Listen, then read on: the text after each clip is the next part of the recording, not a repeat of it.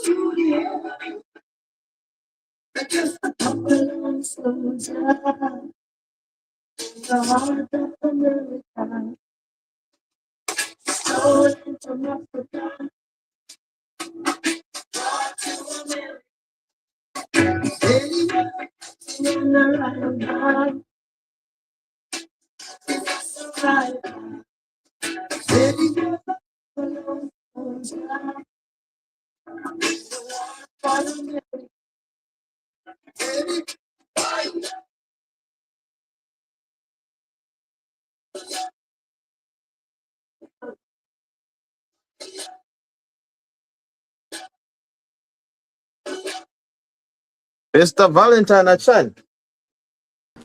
Mishaniama. Long time. Long time guys go Canada imwe. You have been quiet. Mishani Bachand. You've been so quiet. I don't know what's been happening. It's been very busy, Bachand. It's been very, very busy. Yes. Mm-hmm. Yeah. Yeah. It's been that busy where you go to sleep with a headache. Yeah. But it's all good. That's good. That's good. So now, since you haven't been on the show for a long time, you must have a lot of things to talk about. Eh? Topics. Yeah, I think today we're just going to put it up to whatever you feel you want to discuss that's been trending or what's been been at the top of the the news. To be honest, lelo takuwa real like really like konkama topics and stuff like that, but tulefwa tampe fi tulande fi kulanda fi politics right now. Yes, and because now Shibamdala, we are in the what you call it, we're in the political season. Yeah. So the political season, there's a lot that's happening.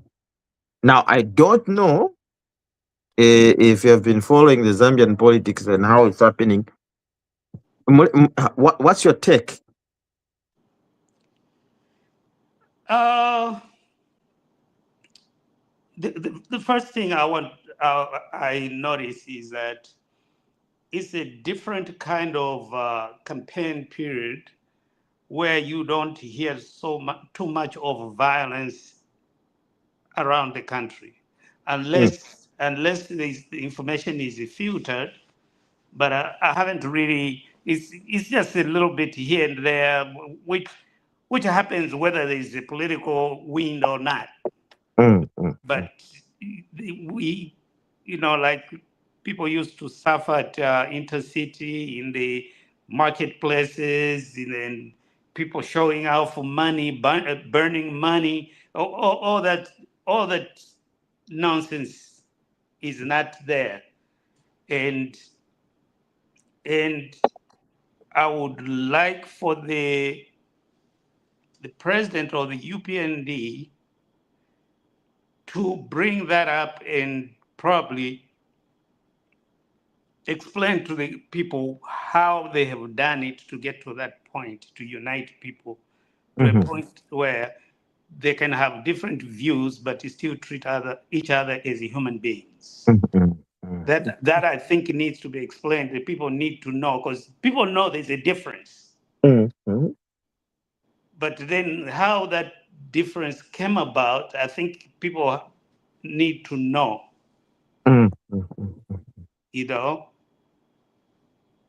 Yeah. No, that's very true. That's very true.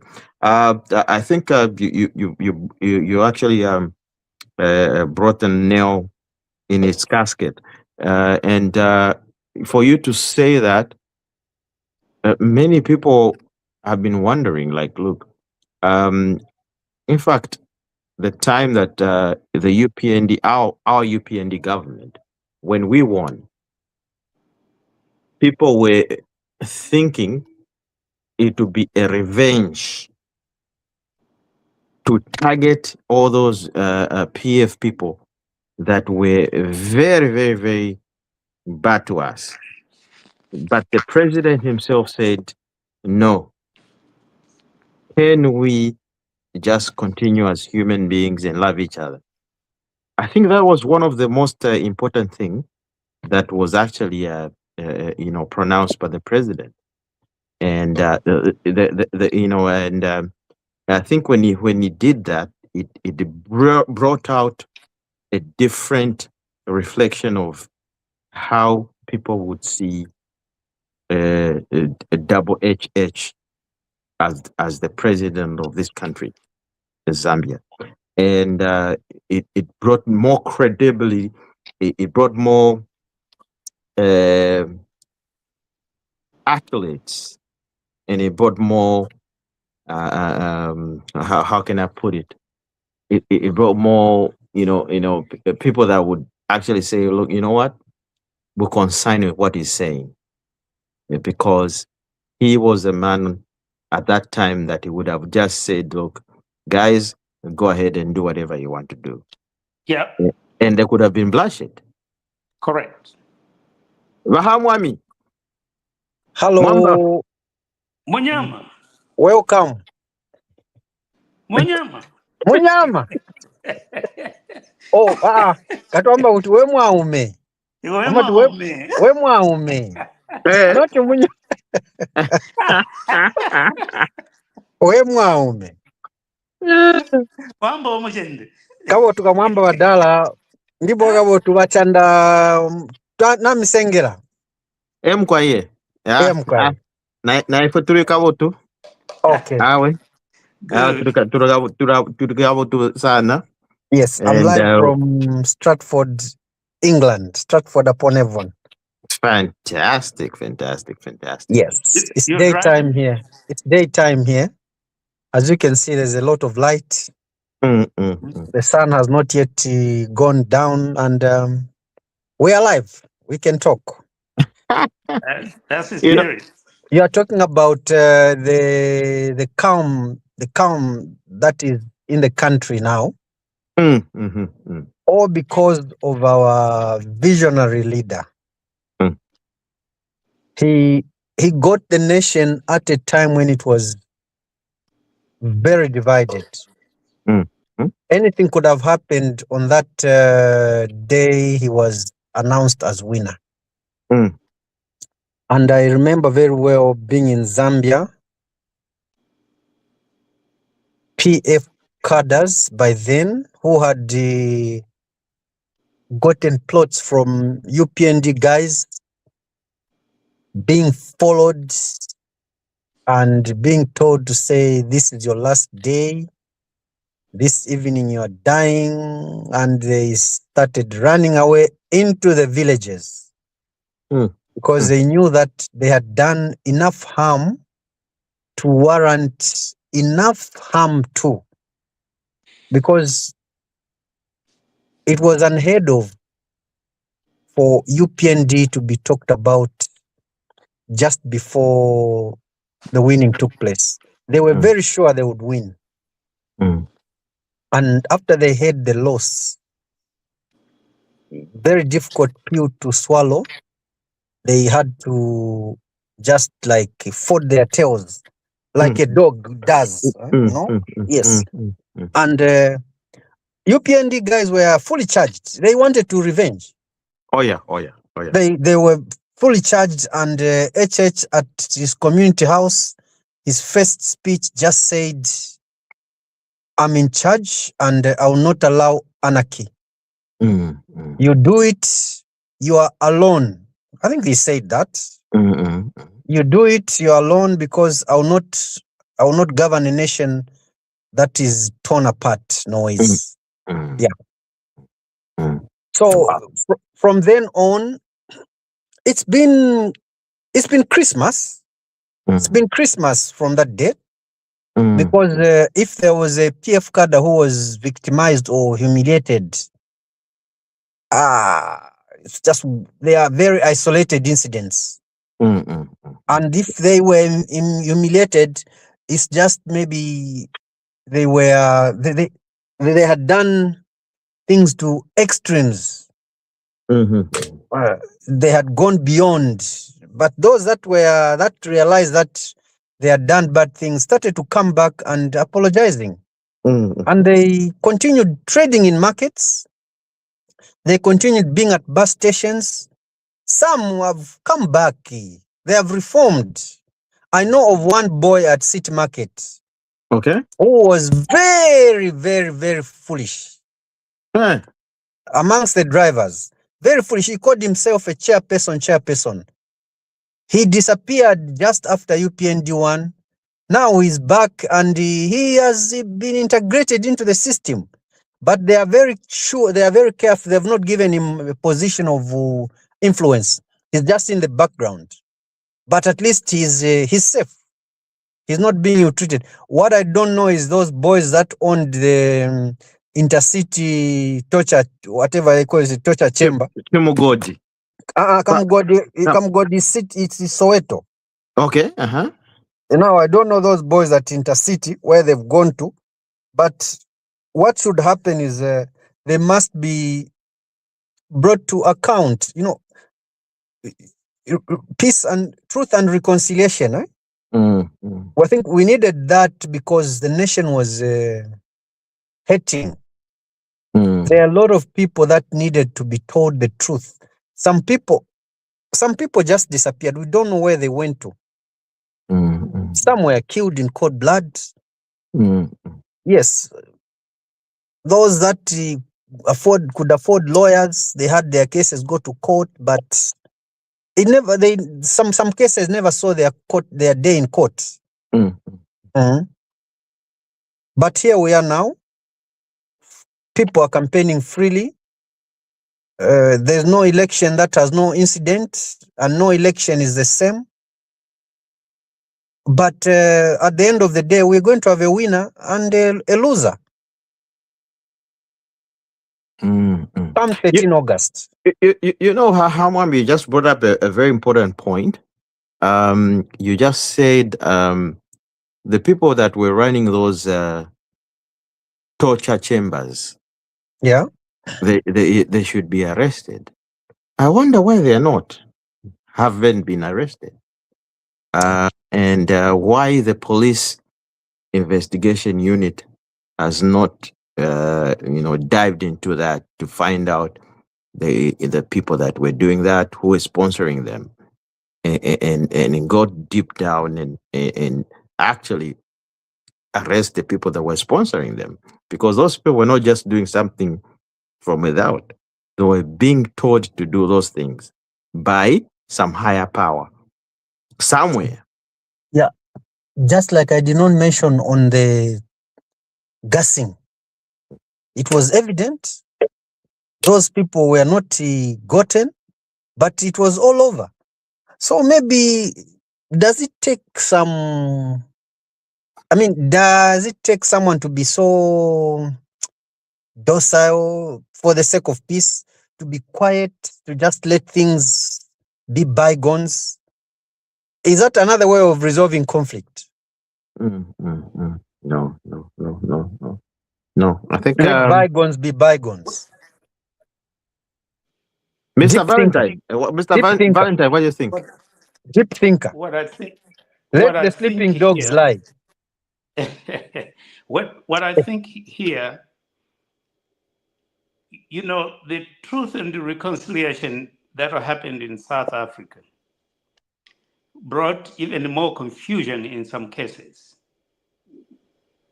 It brought a lot of confusion, and if you notice, it started to die down when people like Winnie were called before the Reconciliation Committee.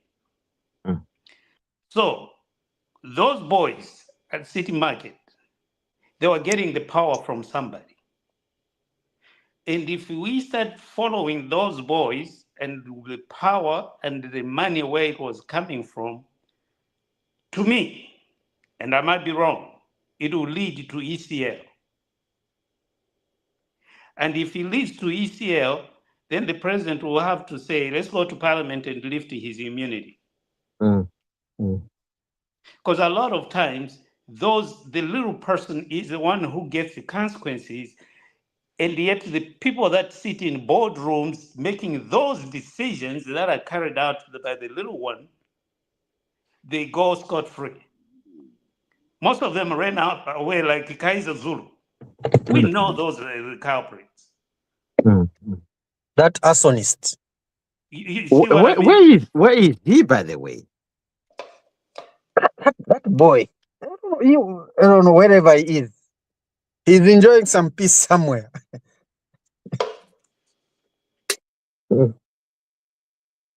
Wow.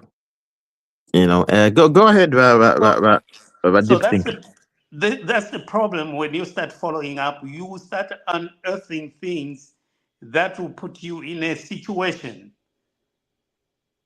like the South African case. Now Winnie is brought before the commission. This is the wife of the president. Then what? Oh yeah. So what? Yeah, you can imagine. If you forgive Winnie, then why should that little person sent by Chris Honey be charged with something when this one has gone scot-free? Oh yeah. So those are the challenges when you follow up like that. Now, okay, since you brought up South Africa, I want to touch on something that is really aching most Africans across the globe. The issue of the xenophobia and stuff, and where South Africa decided to say, oh look, we don't need other Africans, foreign Africans in our country. Can you all go, and can we remain as South Africans so that we can develop our country? Your network, Chanda, is jumping. Oh, is it? Your network, I think, is jumping. I don't know. Can you hear him? I can hear him very clearly. Yeah. You can't hear me? I can hear him. Yeah, I don't know. Maybe it's your network. So, like I was saying, like, look, you've brought up the issue of South Africa, and I was saying, like, look, there's an issue of xenophobia where South Africans are chasing foreign immigrants, especially Africans, back to their own country. And we've seen what's been going on. Ramaphosa has been quiet. I've never heard anything from Ramaphosa. But I actually was watching Jacob Zuma the other day on TV, and he gave a very clear statement to say, like, look, we cannot be behaving like this if we need to develop as a nation. Because imagine this. Let's give an example of just Zambia alone. How much of products come into Zambia from South Africa? And if we say, okay, fine, since you're doing this, can we clamp that? They say, fine, we're not going to be getting any more products. We'll start getting products from other countries. How is that going to affect South Africa's business? So he was trying to give like an angle to say, look, we cannot be doing these things because South Africa, it wasn't built on its own. It's built by other countries and everybody should benefit from it.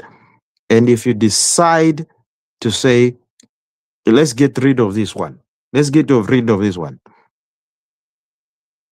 And then when the other people start retaliating, just the same thing that's happening in the US, it's going to be a stored economy. I don't know, you guys, what do you think about the issue? You know, South African independence is a legend of sacrifice. It's a legend of sacrifice because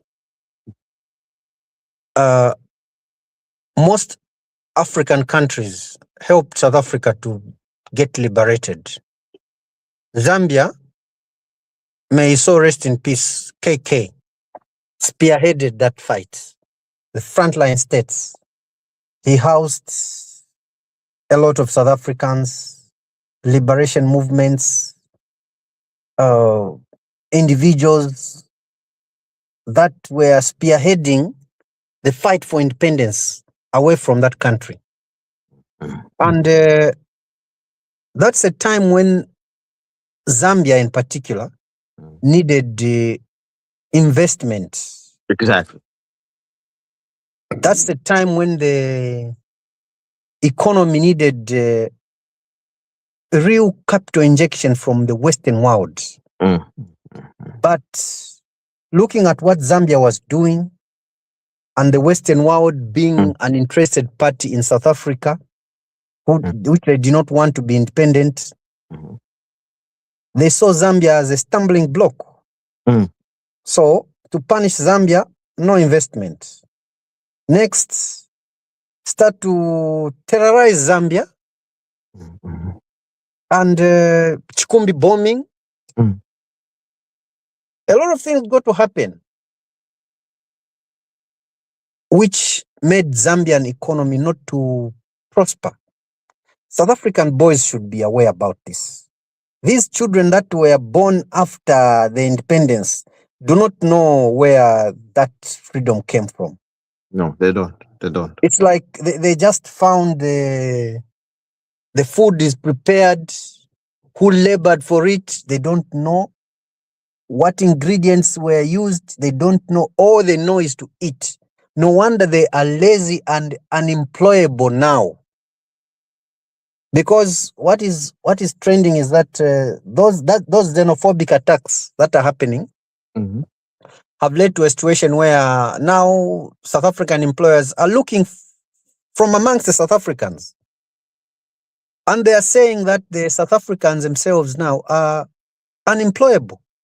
One, they don't follow instruction. They are very rude. Some of them are not very educated, like migrant laborers. And they are not hardworking. They are not committed. They are party people. So their xenophobic attacks now will lead to a situation where the economy will stop growing. It can even collapse because of course, there'll be little exports that will be coming out from there, and maybe export routes will be closed. They'll keep their goods because countries which have had their nationals deported are not happy. Just in Mozambique, this lady who owns a restaurant chases away South Africans that wanted to have a meal there. I said, no, you chased away my people, so I might as well just not allow you to have food in my restaurant. Go away. That church is umumbunukanga wapya. That thing of an eye for an eye, tit for tat. If it comes to already coming to Zambia, there's a trucker, Southgate. He owns a lot of trucks that commute between Zambia and South Africa, ferrying goods of different types. They have chased that Zambian in South Africa on Southgate to come back to Zambia. So we have to look for South African truckers that are in Zambia also to go back with their trucks and the truckers. You can imagine, South Africans are not thinking straight. It will cost their economy. It will cost their economy because no one will be happy to trade with a nation that is not cooperating with the rest of the African countries. South Africa is not in Europe.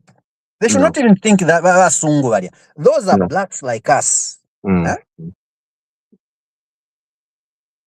If the whites are there, they're just privileged to have whites there, but those are immigrants, Why are they not troubling the immigrants who are whites there? But instead they are troubling the indigenous people of Africa. Indigenous people of Africa. But they are leaving the actual immigrants, the Boers that settled on that soil in 1652. Deep thinker, you know what I'm talking about. I don't know. Those chaps, they should have looked for serious immigrants. Africans are not immigrants in South Africa. Vadani is here now. Let's hear from Vadani. Hello, everybody. Hello. Hello, Vadani. Twakutambulando. Twalumba. Hey.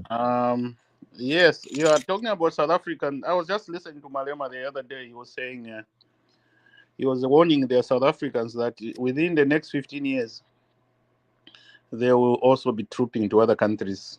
That's the normal trend of African countries. You get independent, things are good, you think it's going to remain like that.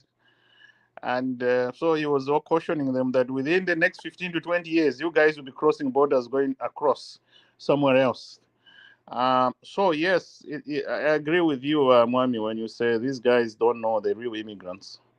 The real immigrants are actually those white people who occupied their land forcibly. They don't know their history. They're chasing the Africans, the Ngoni people from Zambia being chased. They don't realize that the Ngoni came from there. They just moved a little bit north to come to a settle in Zambia. So it's unfortunate. They don't know their history at all. But anyway, the unfortunate thing that might happen to their country is that most African countries might retaliate, and that's not going to be good for their economy. In Ghana, I saw on BBC, Ghanaian citizens were chasing the businessmen in Ghana, South African businessmen that own these shop rights and all that type of thing, to go back to South Africa. So the economy might be affected by this type of thing. Most of the money that comes into South Africa in terms of business, it comes because African countries have allowed a lot of South African countries to invest in their countries and get the profits back to South Africa. So the people that are chasing Africans, they don't realize where their money is coming from, which are building those beautiful resorts, beautiful roads, beautiful hotels. It's money coming from other African countries through South African investments. So they should learn. They should know what's going on. They should have the bigger picture, other than this narrow picture. They look at the world as in a narrow lens, so to speak. So they don't realize that South Africa is benefiting out of these African countries. They don't realize that. So they need to be taught, a very basic historical lesson plus business lesson to say, look, how many companies are outside South Africa? How many, if we just count Zambia, how many South African companies are in Zambia milking our profits out of Zambia? So many, so many. So you can imagine if we chase all those businesses out of Zambia, Zimbabwe does the same, Botswana does the same, South African economy might be affected. Thank you. Yeah. Well, that's a very valid point and very, very good submission, because look, I was just thinking to myself, I was like, South Africa, look at how many ShopRites do we have in Zambia? How many ShopRites? And those are purely South African companies. And at one time when I started in early years, when I started working, I used to work in ShopRite. And these guys, at one point, they wanted to change the name to a different name. And people, we said, no. Before you change the name, give us our money first. Oh, they didn't want to do that. Okay? They didn't want to do that. And all of a sudden, all these started mushrooming, all these small other companies started mushrooming. But you can understand, but you understand, like these are owned by the Boers. These companies are owned by Boers. And the Boers are not, they're not your friend. I think I only met one that actually was a very good, one. But most of them, they don't care about you. They just want business. It's done. Money, that's it. Black, white, well, mostly us blacks, they don't even look at you, like that's it. So even the fries at one point were coming all the way from South Africa. You can imagine this, because they owned the chain of what was it called? What was it? That game. No, yeah, well, game, yes, was part of it. And the fries, like, ama chips here, or with that ama chips here. So all those South African companies, they used to bring ama chips all the way from South Africa, refrigerated. We used to receive ama refrigerated trucks with ama chips packed already. Mzambia takuwa ama potato Mzambia. Takuwa ama potato. She validated all the way from South Africa. They bring them already packed, shiny, and then you just give ShopRite mulia. They give and then distribute. All the other smaller places, Amanandos and other places. I was like, Mrs. Zambia ni twalishalila or chabashai. So these are the issues that we needed to be looking at the moment. But Moneni, let's go into politics now. I think we've talked about. Can I just mention about South Africa? Okay. Go ahead. This is my personal views. That what is going on in South Africa is very, very political. That xenophobia we're talking about. Most of those people, if not all of them, that are going door to door, that are in the street chasing foreigners, are Zulus. And those are associated with the Zuma. And Zuma is running a political party. And he is very determined to bring Ramaphosa down. If you remember, xenophobia didn't start just now. 2007, 8, somewhere there was xenophobia. And that xenophobia, according to Thabo Mbeki, was sponsored by the government of South Africa. Really? The whole idea was to push the Zimbabweans out of South Africa with the hope that they are going to vote in Zimbabwe vote for the opposition to get Mugabe out. And if you remember, Mugabe actually lost those elections. And then things happened. But fast forward, if you look at when Zuma was arrested, the Zulus brought the country to a shutdown.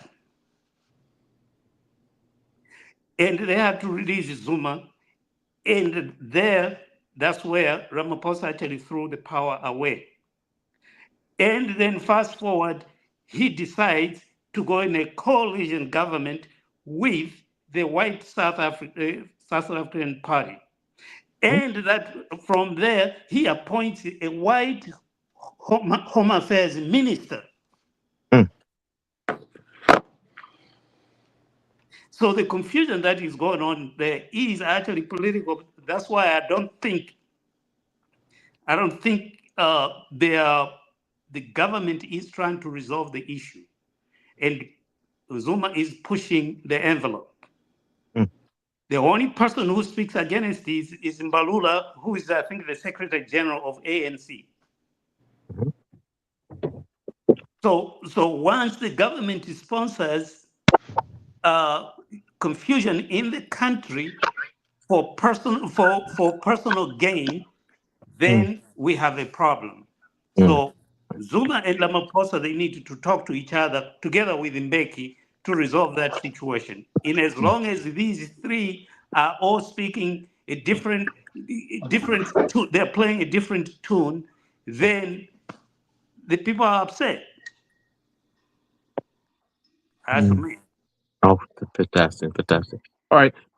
So now let's go to Zambian politics. I think we talked about South Africa for some time. That's something that we can discuss on a later day. Now, Zambia, the politics of current. If it is sticker. I was shocked to hear the comrade Chishimba Kambwili discussing about the HH ekyo teti batekere ekyalo olwo tabakwata skill yakutekera ekyalo because baishwafye ukucheme eng'ombe. Can you use the actual words, please? Just use the actual words. Okay. Can you tell me the actual words? No. I don't want to be cited for contempt. No. So why do you want me to be cited? Ati waishwakyo kume ng'ombe kumatako kunuma. Is it? So, and when I heard that, I felt really bad. I was like, zona ulo bachimba kambwili Roma police ina police a failed politician. Can you reach that low? Really? And I started thinking to myself, I was like, we want to Aqualesa. Ichalo kutandara. But Shimbaka with all his money, he claims he's got money, he's got mansions, and everything. Tabie ni mutandale ko bane. Muke oro mwayafe or pa United States sub. I think you can manage a plane ticket. Go to Texas. bali abantu abasunga eng'ombe, those are the richest people.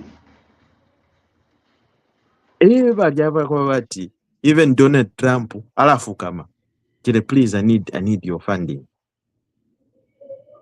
You see, chimo chine nabe na HH is a rancher. Not even brand that ale lopule ng'ombe kumatago. That's a joke. That's a joke. Joke of the year. Joke of the century. Do you know who a rancher is? A rancher. You don't even know how much you have because it's just so many. Okay? HHL supply aba Zambia fuwa ma product yonza ma companies kulyo koyo muya mkushita bachimbaga mwiri inama ni ng'ombe shaba HH cyo muleseka Ibon cyo muleseka kulyo ngamwaya ku butchery ni ng'ombe shaba HH. So who's laughing who now? Okay, including the Ghana sausages, the late Ghana sausages. Mdana wandi. Can you imagine? Anyway, let me hear from because we got our senior people here. You know, of course, they can talk about this one. Njeveniko. In fact, the three of us,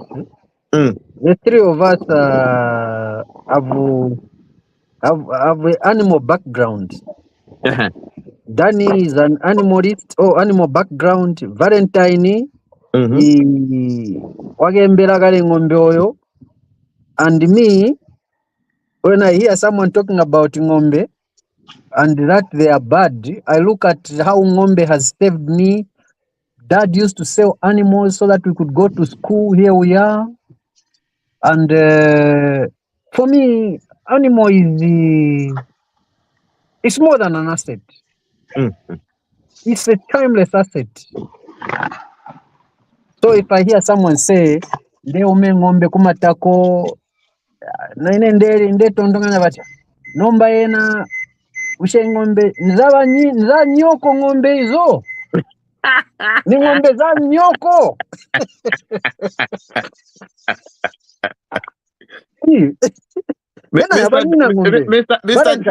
Mr. Daddy, give us abanyina. Daddy, sa ng'ombe njabanyina.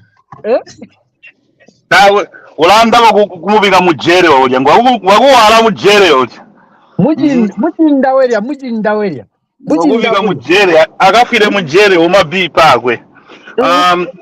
So anyway, to me Chishimba Kambwili is just I don't know how I can describe him. He behaves like a 5-year-old boy. Okay, he is not really. I don't know.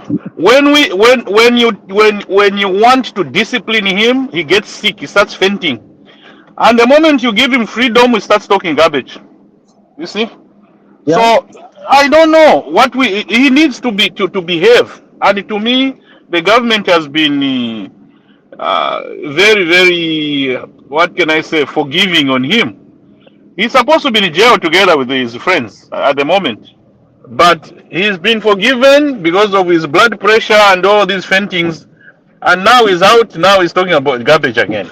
Same language he was supposed to go to jail for. He's still repeating the same thing, you know.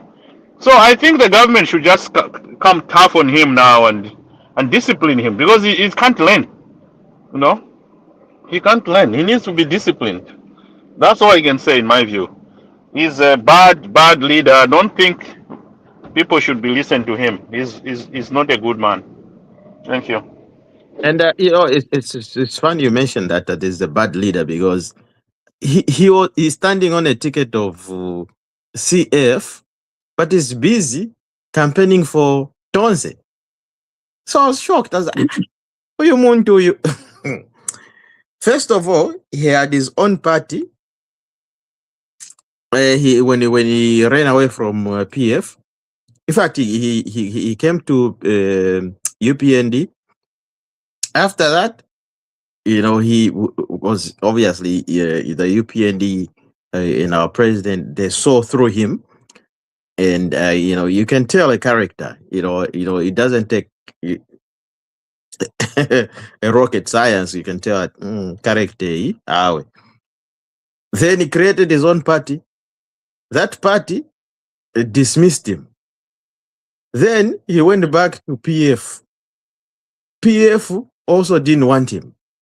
Now he went to CF, Bakaraba party. And then all of a sudden, he's busy campaigning for a different party. How does that make sense? And I'm like, what's going on here? I mean, this should be a case study, actually. Valentine. Yes, sir. Yes, sir. Can you hear me? Yes, we can. All right. Here is my take on that one. A little bit lower. Yeah, go get close to your mic. All right. Let me check. Okay, just give me a second. Can you hear me now? Yes.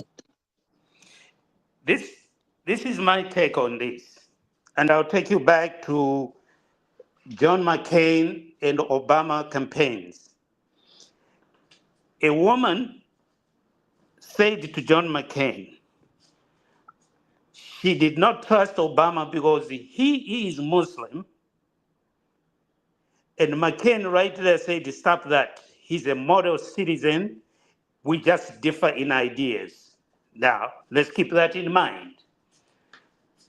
My wondering is why Redtag doesn't have to defend himself on that one. Why is everybody quiet? I mean, political leaders, why are they quiet when things like that are brought up in a campaign or at any point? Why would they not comment and say, hey, look, you've gone too far here. Let's talk about issues, not personal things.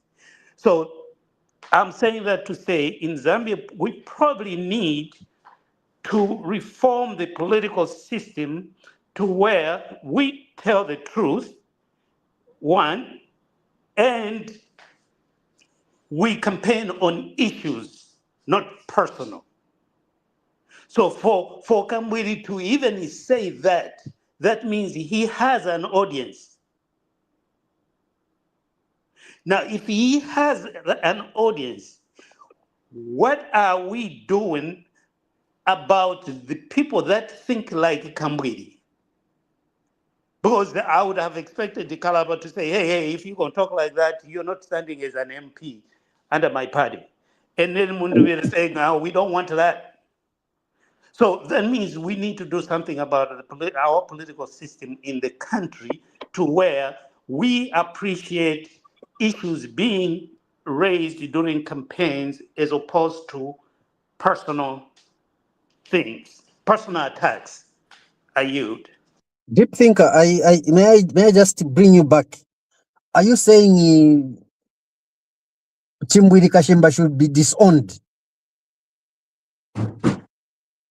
That's exactly what I'm saying.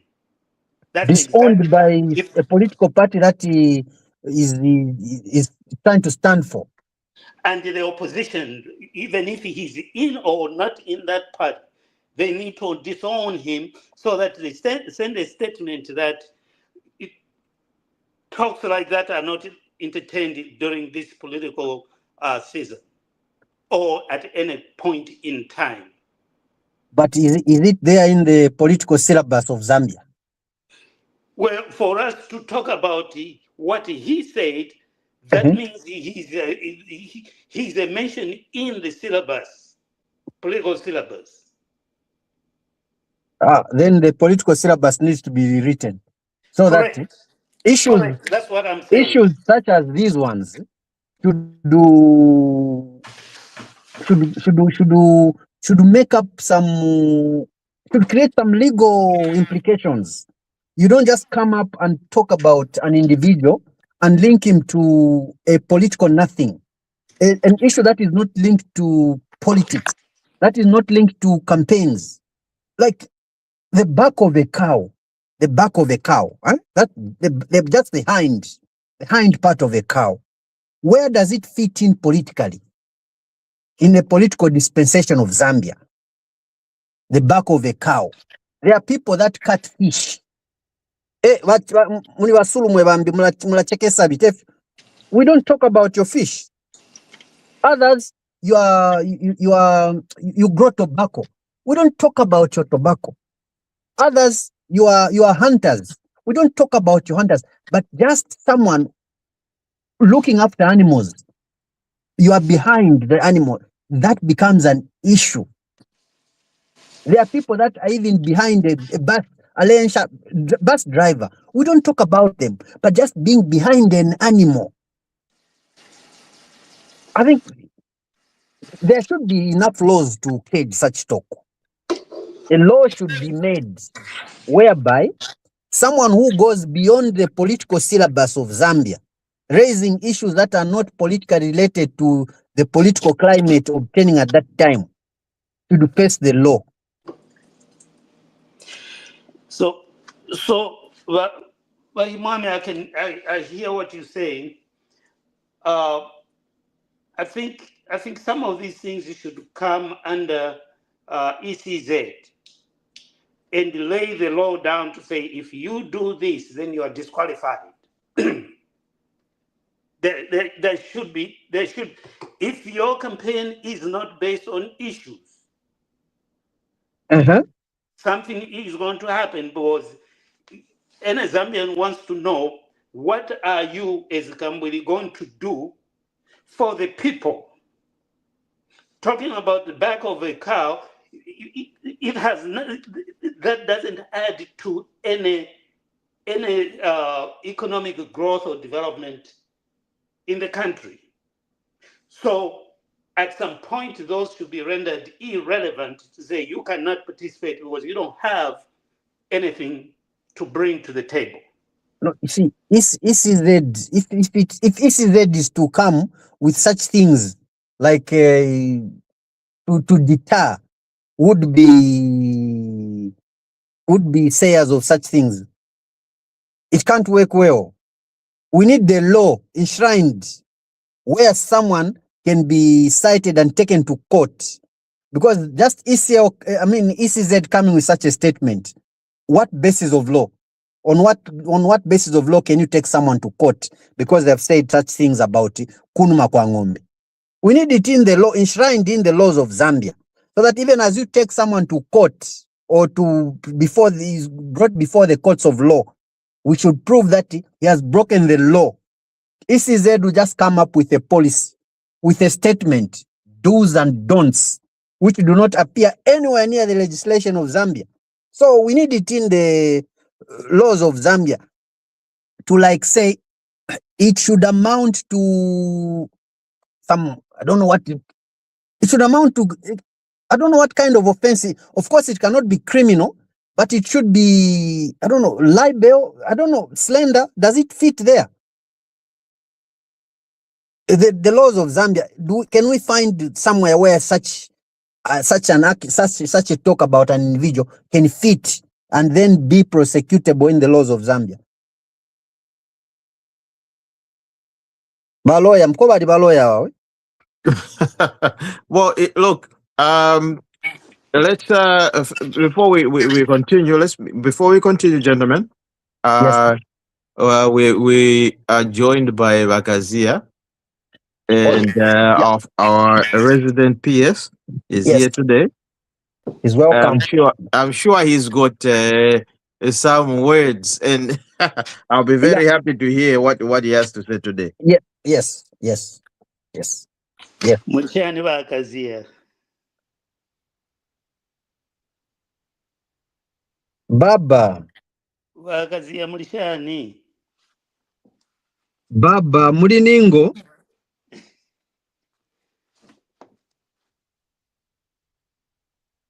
Baba. I've never heard that one. Ningo, what is Ningo? Muri Ningo, muri Gaboto. Chimambwe nombecho. Oh, okay. Bakazi ya muri Ningo. It must be muted. It must be muted. He will come back. Anyway, so like we've all been discussing. I think the climate, if you look at the political scene right now, Ngamamuna Mundubire and the camp, the way they came out, it was looking like Navakwata support sana Shani, but their support here real. It's all bought support, and we all know what's happening. And aside from that, there are some people that are saying that you know, kind of spiritual rituals that were done, you know, and just to confuse people, and you know, quite chipuku, you know, and you know,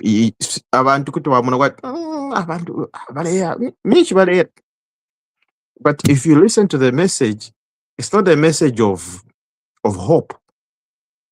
It's not a message of development.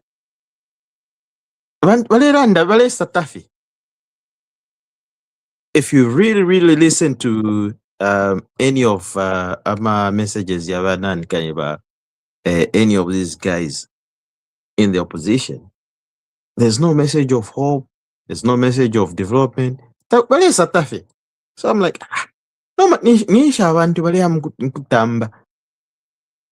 something that's hopeless. There was a lot of political nothings there. Nothing. Like, look, if you listen to you know, all these rallies that Banan can work with. Oh yeah, free education was started by Mawumba. So now the ex film. Expon film. Ex film, yes. Ex film. Sometimes House of Horror or film or you know, at the Blue Movie. Blue Movie. He didn't start free education. That was wrong. The other guy who is also talking about reserves, how he's going to handle them. He doesn't understand them. You know, there's just got to be this revision of political conduct amongst politicians need to be regulated. You can't come and cheat the nation. Things that are straightforward in this time and era, you come and say it's Mawumba who brought free education. People were paying. I've been a teacher for 33 years. The pupils have been paying through and through. It's now that they have not paying anything. In fact, it's an offense under the Ministry of Education now to levy a child. Or even when the community wants to build something within the school premises where they are going to levy parents or pupils, they must seek the permission of the minister and permanent secretary. They must write minutes to the effect that they have resolved that they want to build such a facility at a school. Now the funding is not enough. They have agreed to contribute. And the following people are the ones that have agreed. They even sign. That letter should go to the DEBS. It should go to the PO to sign. It should go to the permanent secretary. And even the minister must acknowledge that it must be allowed. That is free education. Not what those Mundwire guys are talking about. No. In fact, Wahamwami, not to cut you short, I just want to add one thing. Yes. Maybe we can also go through the same channel that Keke did. Remember, there was those books. They were called Kenneth Kaunda books back in the days. Immediately you join school, primary school, they give you a book, called Kenneth Kaunda. It was either a math book or a writing drawing, those lines books. It was either lined or box book. Can I say something? Go ahead. Go ahead. No, I hear Bamacha very well. There's no way someone should be able to say this in modern era. Someone should need to lie, isn't it? And meanwhile, then someone should lie that they can do 10 international airports. Meanwhile, someone should lie that they're going to do universities. Those are promises. That's campaigning. They are campaigning. They are persuading people. We are looking at the actual lies that have been told. The actual lies that have been told.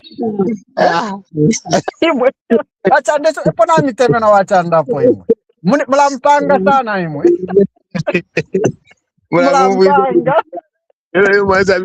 There's no way in Galande finish. Mlampanga sana imwe.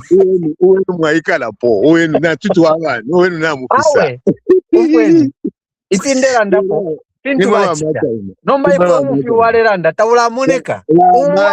University kubuloziri kwiza. Ikesa. Those are the issues that are supposed to be talking about. Talk about issues. No. He's talking about issues. He's talking about issues, things that he's capable of doing. Give him chance. He's talking about issues, not issue that the issue of free education was brought by Mawumba. Is that true? That's a wrong issue. It's never happened. Issue, you say you are going to bring excavators in the market. Surely. Wakamba, please,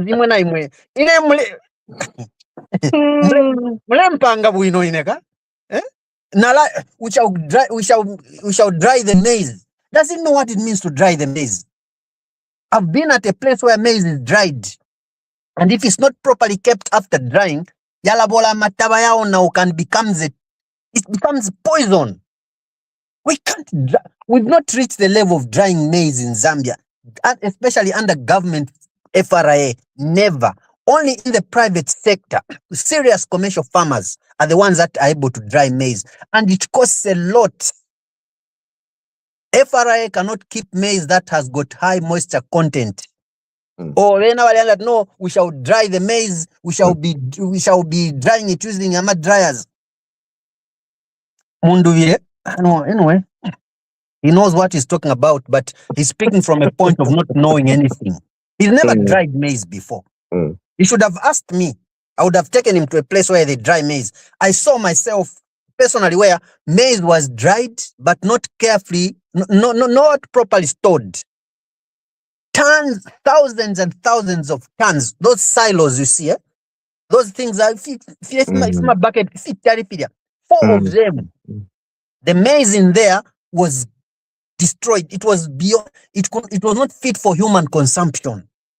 They had to make it fit for feed for animals like pigs. Mundu green maize, please. Anyway, okay. I yield Nalanda. Ba ahula mavi. Mwalanda wa macha. Ahula mavi. Ba macha mwalanda. Nalanda So namba utu walanda kona ifwe. Lande ningana mkwatama points babakazia. Kwata fema points ni mwe. Na imamula kwata. Kwata ma points. Na imamula kwata, that's why twita pano mkulanda. Ukulanda kali kumtima. Mwalisi bafira bonse abantu balanda tukulanda kwali anguka. Amalanda kama yali anguka sana oyo wose kutyalanda. Nombe fitwa. Ifitwa Muleshi utaba neni. Tetu mundu alande. But efo mulanda ni mwe. Onova champion bakubepa bali. Echumi kama tawa ya green na iwe. Nga mwansi Africa paso, mwatino guti, commission chipatala Northwestern Province, chile yamba papene. Skabe papene saji. Nakaliye chipatala echo. Na lero lusengo lwamu. It's possible. Oh. It's very possible. After all, we just need blocks. You just need the contractor. You can even start concrete, mapanga, groundbreaking ceremony. You are in the process. But you can't have a groundbreaking ceremony ukumika matawa na imo. Mlefa mtetuke karen salam Zambia imo. Mwabula matawa, mwashopesha. Mwasanga matawa mlizevu, mwashopesha, mwana natukwata bump harvest. Iseka tukwata ka 50 kwacha, tukwata kabunga ka 300 kwacha. Akabunga ka 50 kwacha pali bakalamba. Vakazia. Okay, let me just explain this to you. I think na mwisho but deep down you had to know this. Deep down, I know. Just to say what you think you know. So what happened is this. That is what you are telling me is what you know, not me. No. Listen. Yeah. What happened is this. Echalo cha Zambia chali kwete ama reserves yo mulira ndapwa iweni. Okay? And when those reserves were there, indalama yama farmers yo mata mwashita ama farmers ilete ni amataba, and then babi letera amataba but tamule balipira. So ama farmers mwantu wakwalesa twaya jashanya abana natukwata abana natukwata fya kuchita. You kept that maize as reserves but without paying them. But are you explaining to me? Hold on. Yeah, I'm saying, are you explaining to me? No, hold on. Take on your If you're when the UPND government came in, what's I was saying? Ngama tava, awe wane tava tulipira no wangwe tapali voto amuna.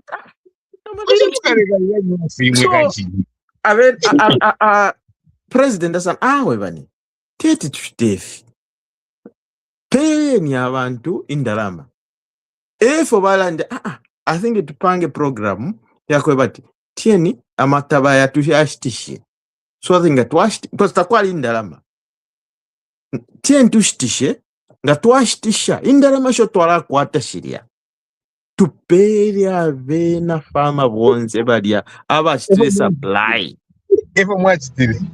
That's what happened.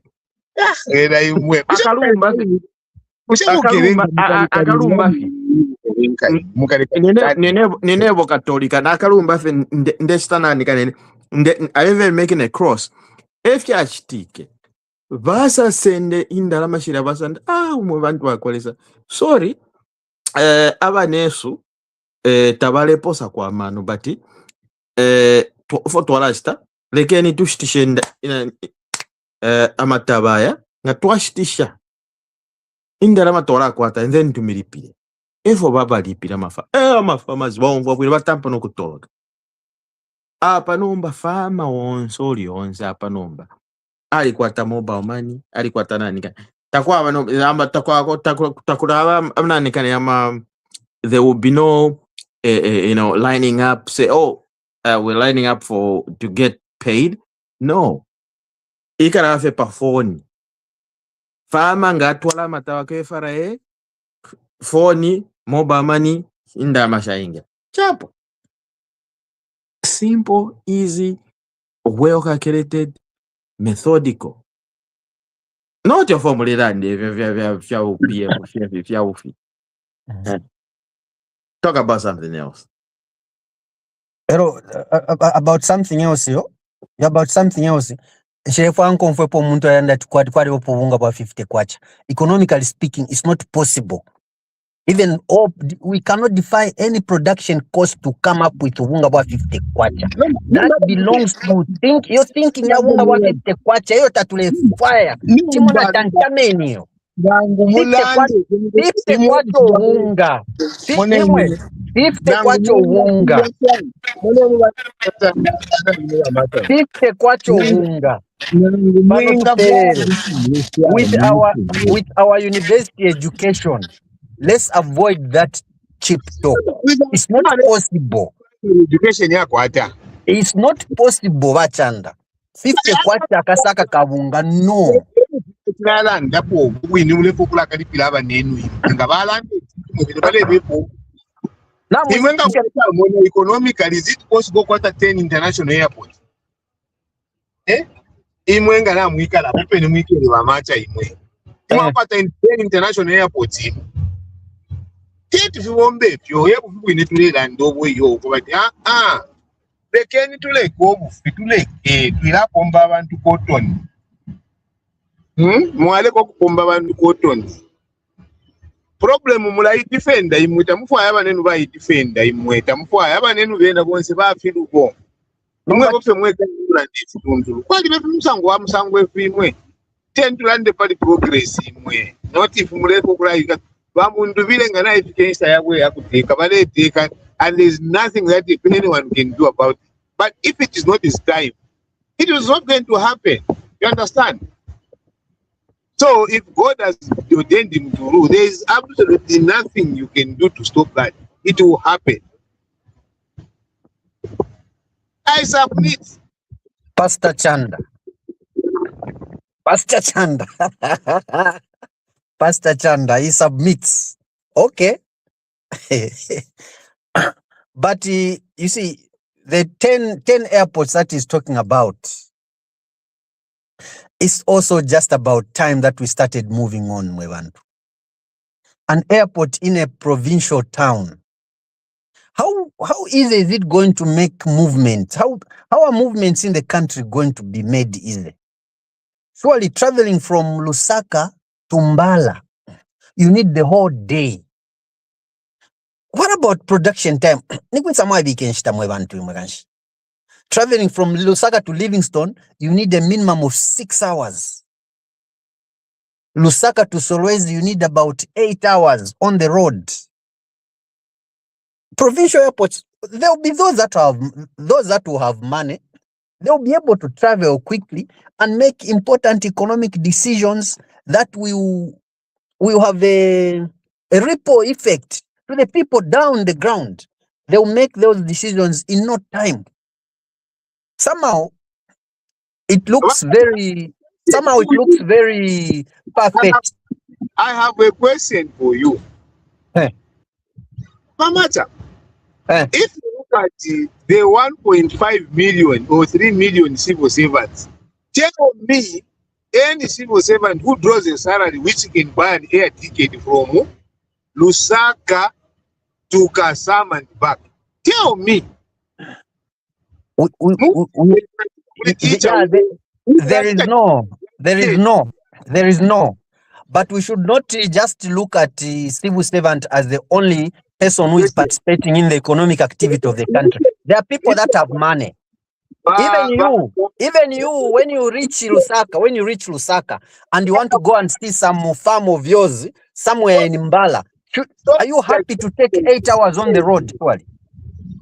Can you stop your interjections and move a question? You are interjecting much. Industry, small scale businessmen, medium to small to medium scale enterprises. Aba masaru never ma baba show. Nanyanga nini deke yumrefa ya imwe at international airport. My president was very categorical when he was in opposition when he talked about that, and I agree with his position then. He had even a very critical economic position. He said, "Imwe wa PF mure rota tutumwa kule ama airport. Oko indeka mwa kwata shida tu. Landing ndege statu. Do you know the cost of running one international airport?" He gave us that question, and me agree with him. So lero imwa macha mwa pilibuka. At awe it is going to be economical to have an international airport in Kasama. Yes. It's going to have an international airport in Nakonde. Yes. The population size of Nakonde. Yes. people can afford. Yes, I can justify it if you gave me chance even now. So I can justify it now. We don't have a presidency for the purposes of political expedience. I can justify it. Just give me a chance to justify it with just one point. Let me just finish up. Okay. You see, let's not mislead the presidency. But president, who kind of a boss, not tell me quiet, that you have a Fachilanda, this woman in Muatarala. No manga Muarapo can justify which has been he has a deposition before it, and then you guys now, because now we are speaking about it, helping him. You are helping him. Let's help the president to do the right things, to say the right things that are achievable, things that are measurable and achievable. Let's help him to do that. We are not going to help him by talking what is not right. President,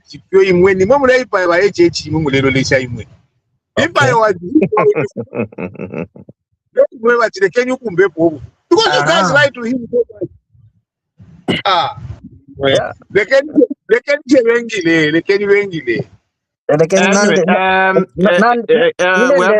we haven't heard from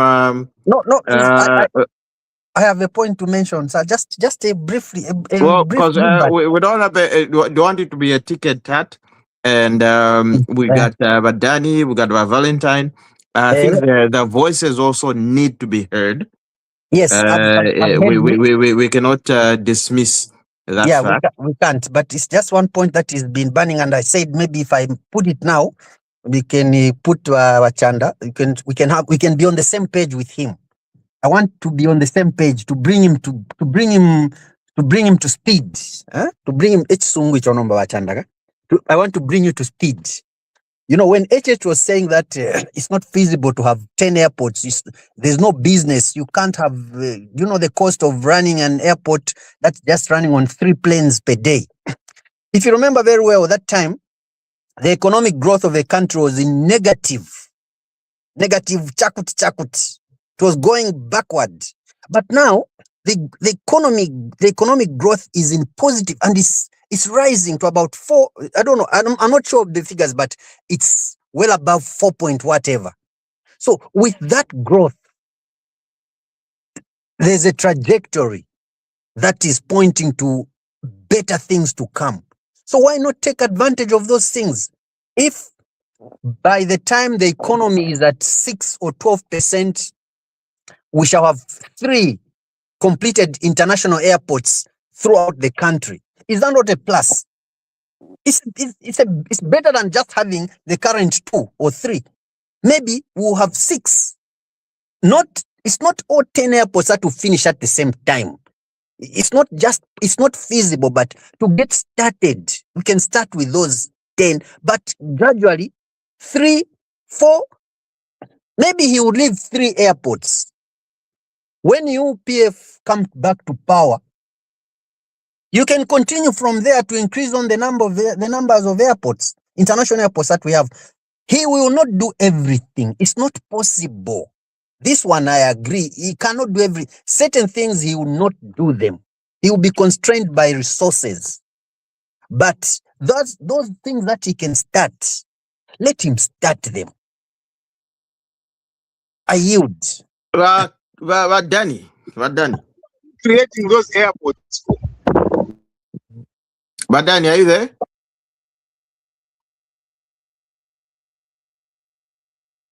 Deep Thinker is there. Deep Thinker,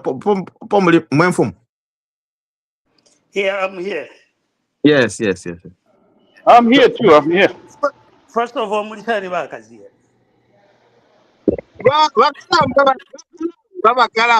Deep Thinker. So here is the point I'm hearing. We are talking about the integrity of politicians. That's what we're talking about. Yes. We say things that are not going to happen. Some things happen, but not to the extent that we say they are going to happen. I'll give you an example. Our president here, he said, when I become president, there will be no more wars. We are not fighting any wars anywhere. It's America first. That was his campaign point, right? And now here we're caught up in a war and we don't know where it's going. Politicians are going to say things to win votes. It doesn't matter, it's Mundubire, it doesn't matter, it's HH, it doesn't matter. Maybe what we need to talk about is how do we hold these politicians accountable for things that they're saying by asking before we go to vote to say, how are you going to do that? Where is that money going to come from? And wherever you're taking that money from, what is going to happen to fill that gap that you're leaving where you're taking the money from? Those are the conversations we probably need to have so that we hold them accountable when they're campaigning and continue to hold them accountable when, after they win, whoever wins. I think that is what we need to come up with, a strategy for getting information from the politicians that are promising us a heaven on earth. Because we heard that from Kaunda. He promised us a heaven on earth. He promised us 2 eggs, English breakfast every day. And we ended up not having all 3 meals a day at some point. So that's I'm just bringing us back to talking about how we're going to hold these politicians accountable for the things they tell us. That way we are going to filter lies from truth. If you can tell us where you're getting money to put in there, then it's a problem. If you're getting from somewhere where you have to tell us what that money was doing there, what was the purpose of that money that you're transferring to go here? I yield. But Danny, Mr. Dr. Danny, are you there or are you doing a barbecue today? Can you hear me? You can't hear me? Yeah, we can hear you now. Okay. I agree in our deep thinker. Okay. We need to hold these politicians accountable when they are making those promises. And in these countries where we are, Canada, for example, if a politicians make a promise, right now we should be having presidential elections debates every day until 13th of August. What has really what can I say, disserviced us as a nation are the journalists, the media. They are useless in our country. Useless.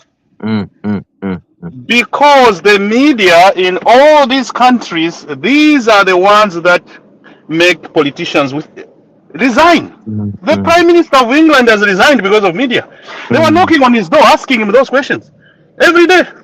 Wow, how are you going to do this? How are you going to? Every day they are knocking on your door. You try and shut the door down, they are there waiting. They sleep by your doorstep. So the media is finished. They don't do nothing. They don't call for these interviews. For example, presidential debates, which in most countries they do. Bring these guys, bring Mundubire, bring HH, bring whatever, bring them and roast them right there in front of the people. That is the platform which the citizens can see through these people. We don't do that in Zambia. We don't. Nganima Lungu he never even appeared on a press conference at all. Not even one day. Not even one day. So how do you have a leader who doesn't get questioned in front of the whole nation on the television, national television, prime time, and grill them? This is what happens in democracies which work. People have to be questioned in front of millions of citizens. Listen to them. But we don't do that in Zambia. We don't. Mundu is talking about grader. Every marketeer will be given a grader. And everyone will be what? You will be deciding. Zambians will be deciding the price of mini meal. If you tell me today the price should be $20, I'll go and tell Millers $20. How? And people are listening to that. They're saying, I'm going to determine the price of mini meal when Mundubire comes in power. You see, so those are things that the journalists, I don't know. They call them what? What do they call the journal? There's a name that journalists are known. I mean, media is known as. Fourth, Media can. fourth estate. Fourth estate is non-existent in our country. It's non-existent. So they are bringing in these the small fish, the Riswanisos, the whatever on the what? No, Muriokela. bring Muriokela. the Mushokela. You know that they're the ones they're bringing on the internet. Let's have presidential I think debate. one time it was considered to be dead. Oh man. Let's bring these guys. Let them sit here. Let's have a panel of journalists Yes. questioning them about their promises. About, for example, HH should be questioned about what he has done, what he promised in 2021, Yes. and what he has done so far. Mhm. All right, Munduvile should be questioned about what he's promising people and why he didn't do it when he was in government. Those should be everybody should be tuning in and listening to these answers. We don't do that. And that's why these politicians can lie everything they want. They can do everything. They look like angels because our fourth estate, you call it fourth estate, is non-functional. It's non-functional. Imagine the Prime Minister of England resigned because of the media. The media. They were questioning him. What have you done? You said this, you said this. Look, the England thing, the British economy is still going down. What did... Until he just says, I give up. Done. Okay? Trudeau resigned because of media. All right. So it's this thing is missing in our country. We are just talking about cadres, talking about these politicians, but these guys have never been put on the platform where they're gonna answer all the questions in front of millions of Zambians to listen to them. The media. Danny, what said that we need to welcome Oscar Mwanza. He just joined us today. But Oscar, how are you doing? How are you doing, my big man? I'm doing fine. I'm doing fine on the ground. How is everyone? Kabotu. How is the temperature on the ground there? I saw you posting some. You were meeting HH, or he just passed near you? He was in our area, Chiranga North, which is the stronghold. Okay. Yeah. So I was rushing somewhere, so I did hang around. So I was doing stops as I was leaving, wherever they were gathering these cadres or party members, drumming and dancing. So I was doing stops. It's very peaceful. It's very peaceful. How do I say? Okay. We shouldn't disregard Munduvile because what we call idiots, a bunch of idiots is what? I don't know the English phrase, but what you just said, Munduvile is because of the weakness of the media. You don't underestimate the unity of fools. Yes, He's saying all those things, and there are people who believe he's gonna do it. Okay, so we should not.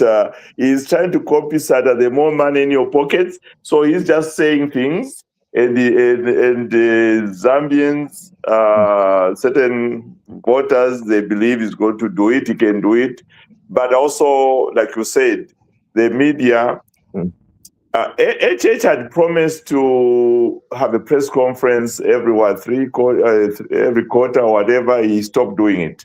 Okay, so even explaining certain things, I think were never explained. The sacrifices that the people in this group understand, but other people don't understand the sacrifices that we had to do to get where we are right now. They don't understand it, right? They just think things are hard, this is expensive, other kind of thing, right?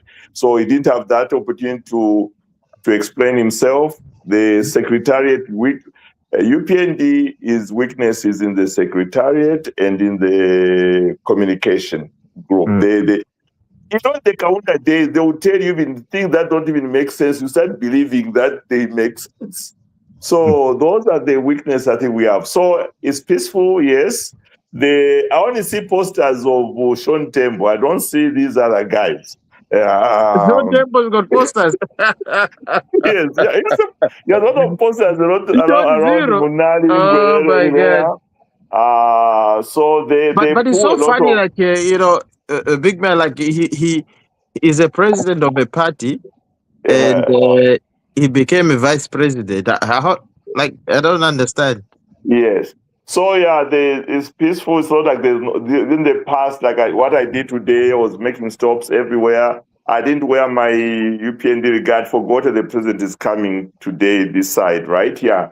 So, but I just mingled. No one was carrying a panga or a pistol in his belt.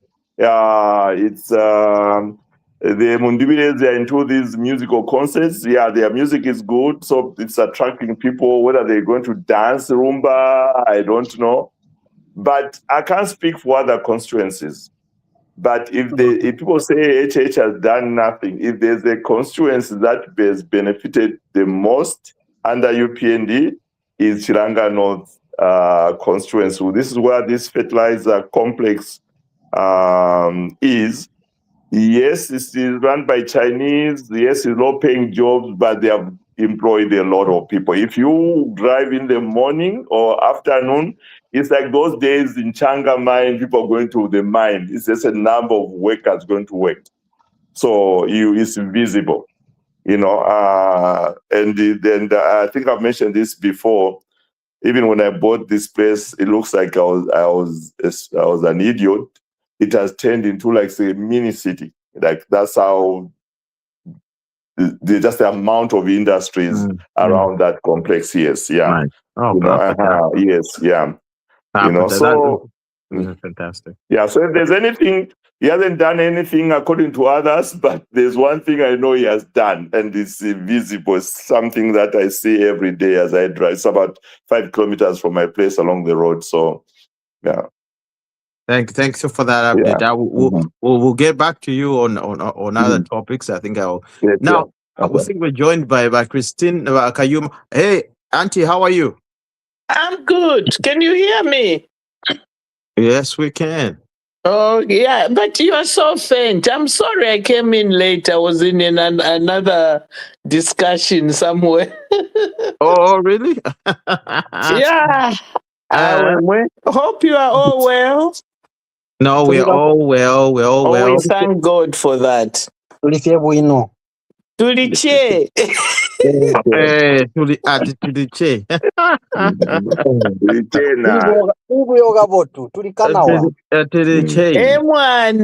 Tulikanawa. So tell us what's the latest now, Auntie. So we've been discussing all these issues surrounding, everybody and all that stuff. I mean, I don't know because they've just joined, late. Where do you want to start from? No, to be honest, it's the usual stuff, isn't it? It's the usual tribal talk that Kambwili produces from that mouth. So I don't know how far it will take him. I don't know, to be honest. But those on the ground, we have the one in Chile, the one who was telling us, who was talking just a few minutes ago. Is he on the ground there? Well, Oscar, yes, he's on the ground. Oscar. Yeah. So Oscar, what is your take on the campaign? The campaigns are going very, very well. Like I said, the Mundubiles of course, they are saying everything. They may even pay for our Chirangamurilos if you guys are having Chirangamurilos.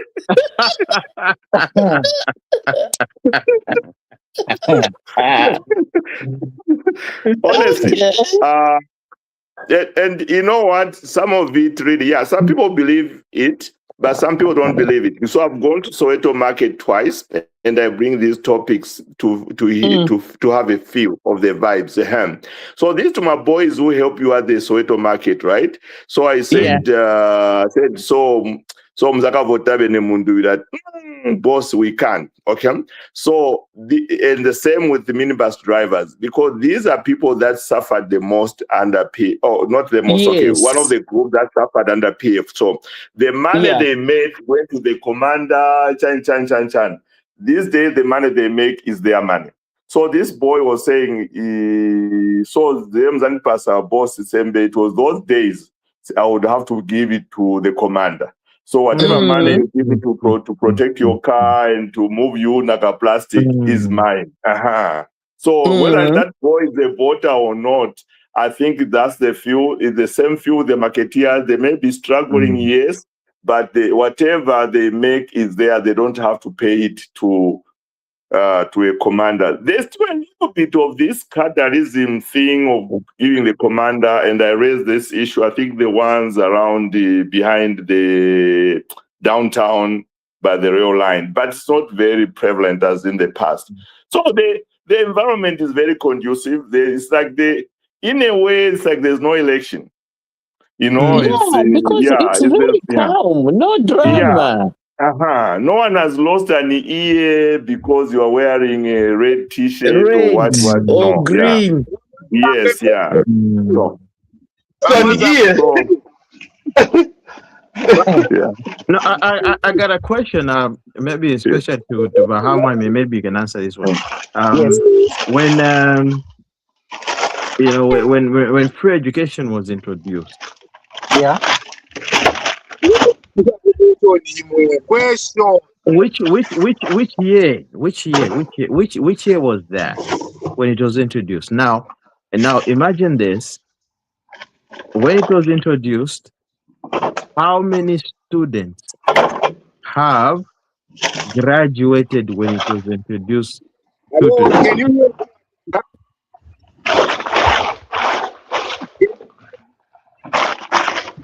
when free education was introduced? Yes. The first time or the second time? When was the first time? As we went, we had free education in our years. Okay. When Rakaunda was in power, we had free education through.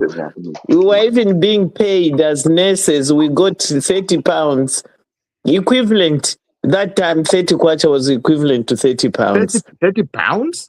Yeah, it was. Kwacha was 1-to-1 with a pound. Oh my God. Yeah, we've been there. They gave us blankets at Yunza. At high school, we used to have tea and biscuits at the break time at 10 o'clock. Yeah. At college, they used to pay us an allowance. Vachandakazia is my witness. Vachandakazia, mule tenda la matwale pola shiriaka. 409 kwacha. Vachandakazia. 409 kwacha twale pola na matishu ya mule kushaka. Jolo. Mule putauka. Chini kanshi. Vali kumunshi weka nabo.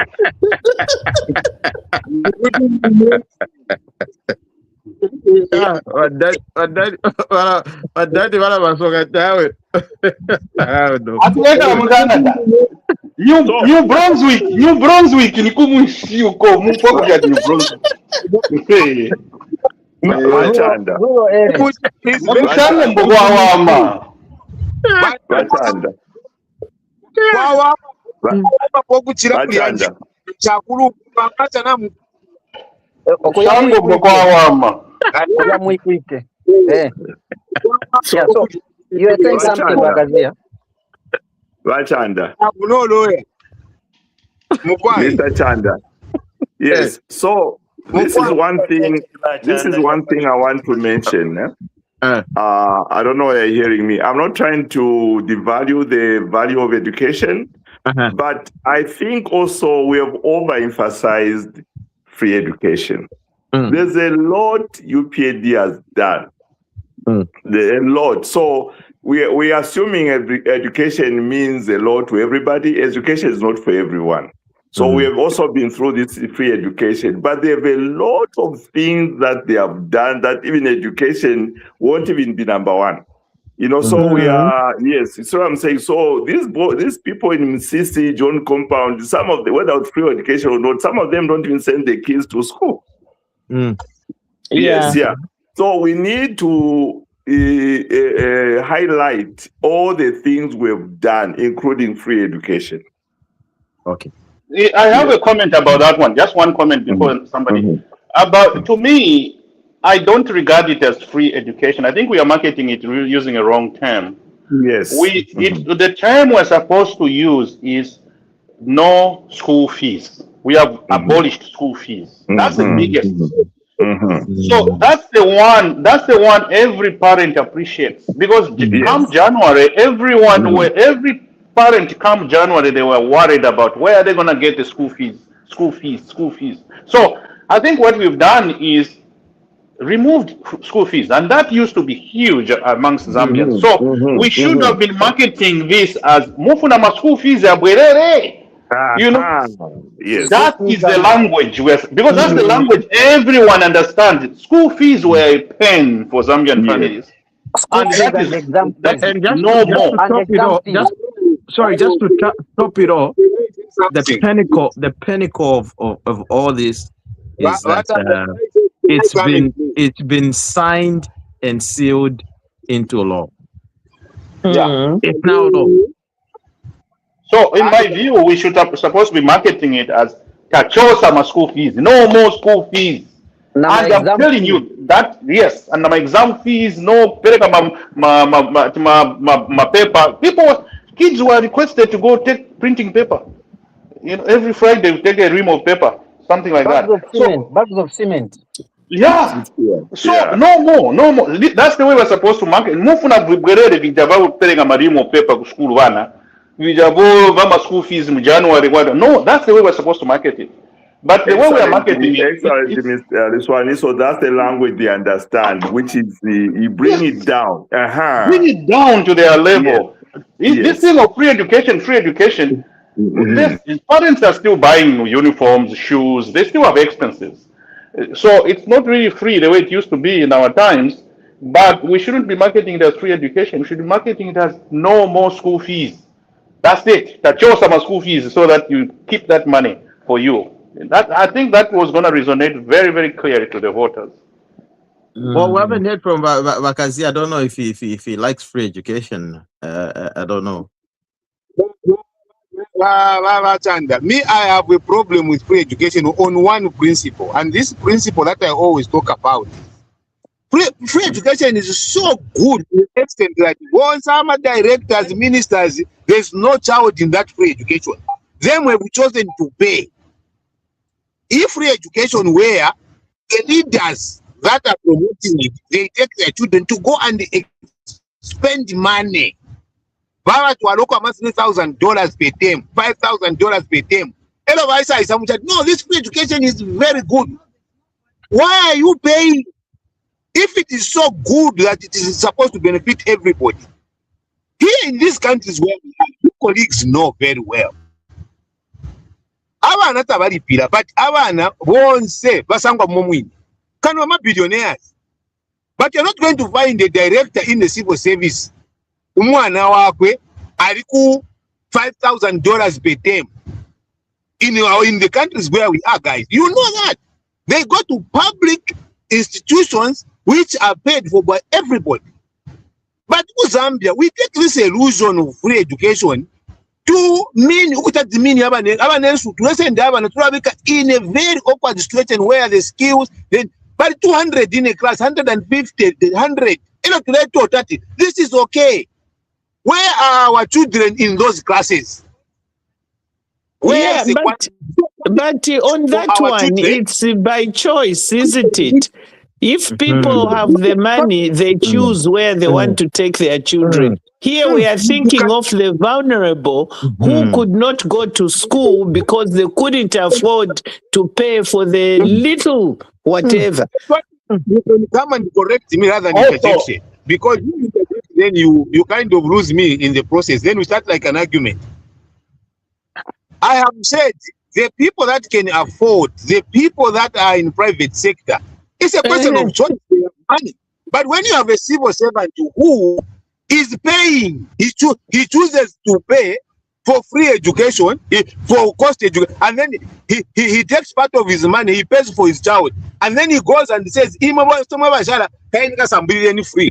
If free education was indeed in good, why can't their children be there and learn in the same fashion? We are hypocrites. No, even in Canada. No, that one we don't agree. Even in Canada, In there's Canada, education. Trudeau's children For example, my grandchildren go to a private school. My children by choice. Yes.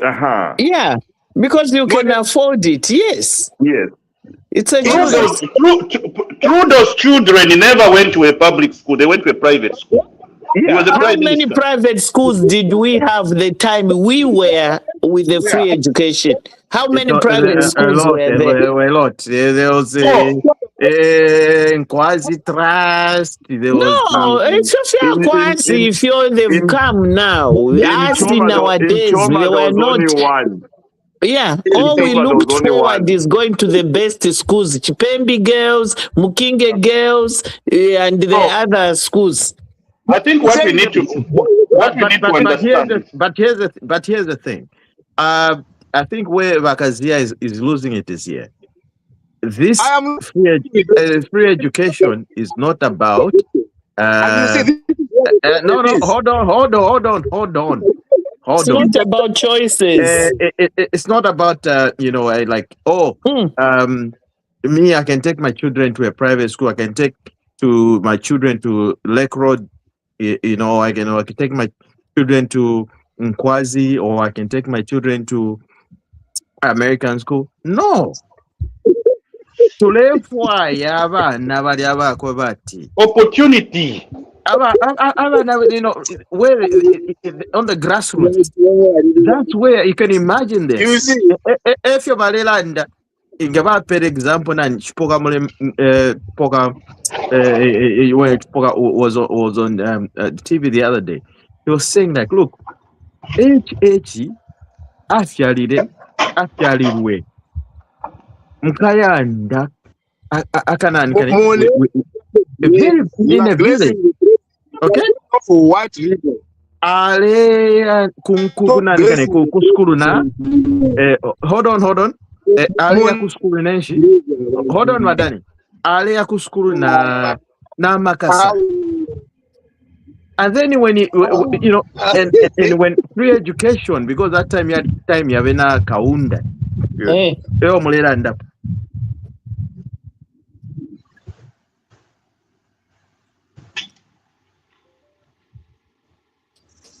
Hello. I can chip in. You see, this thing you're talking about, free education, just like this choice that we have.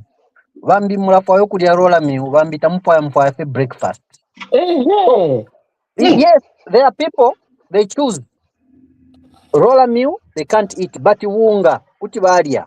Free education is there, they are learning, and the results are showing. And those children from free education schools, I'm telling you the truth, when they go to UNZA, they are the ones that succeed. They go there with their 19, with their 20 points, ever pusher. Those from private schools, they no under good quality education, but 6 points. They fail. They don't even make it to the end. Roma girls. Yes. So free education is bringing this child from the village. Free education is good. Can I chip in as well? Yes. Can someone hear me? Okay. This free education thing, I'll give an example of it's a good problem to have, but Andagazia, is he gone? He's gone, I think. A good problem. It's a good problem to have on our hands. When you start something like this, where you give opportunity to the majority of the people in the country, yes. Now the solution, we should work on the quality, okay?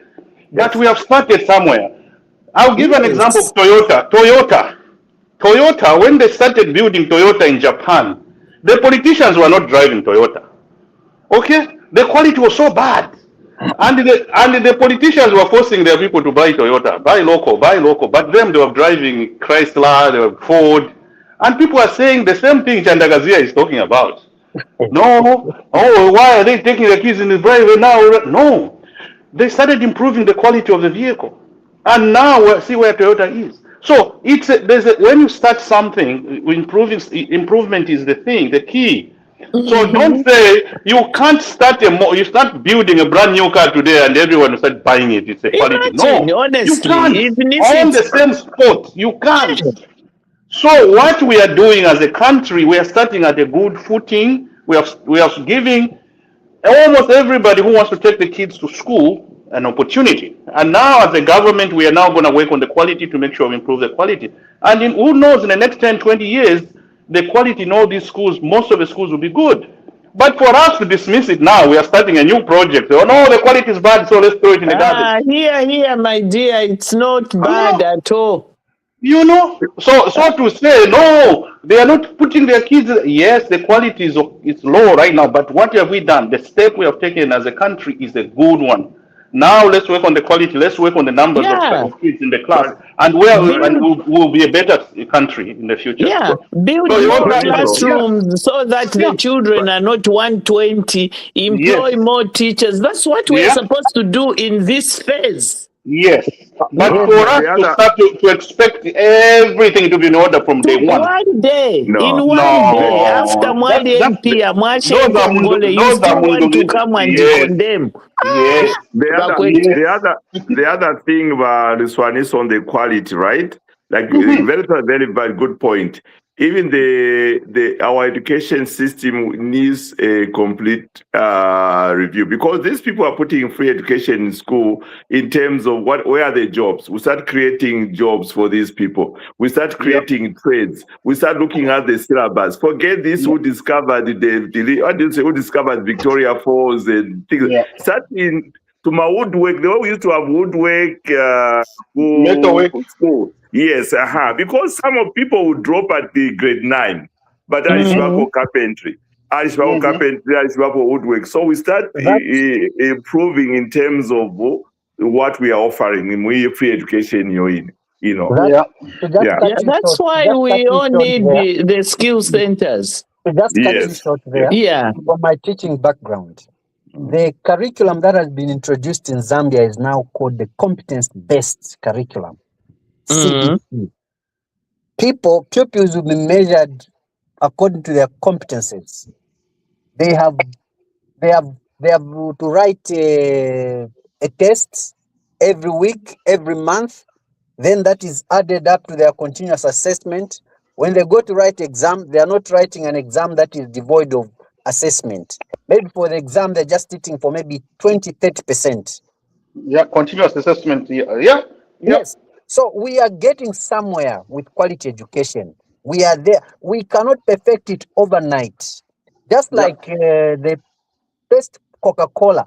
How many bottles of Coca-Cola were sold in the first 1 year? Anyone with the numbers?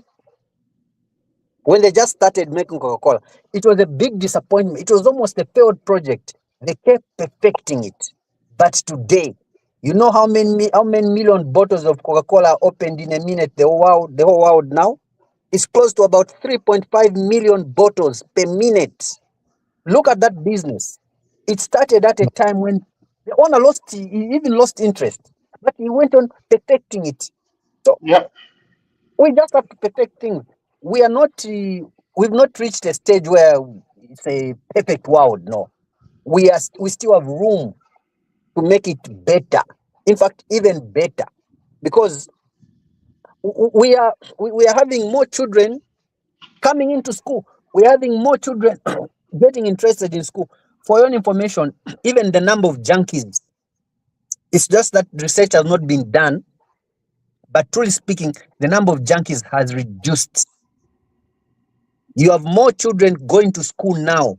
They are getting tired after school, and when they are tired from school, they go back home and sleep. Previously, it was the other way around. They are very active throughout to even continue doing nonsense in the night. So free education is I've seen even old men, old women, they want an education now. In fact, for your own information, this is what will happen. Hello, can you hear me? In 10 years' time. In 10 years' time.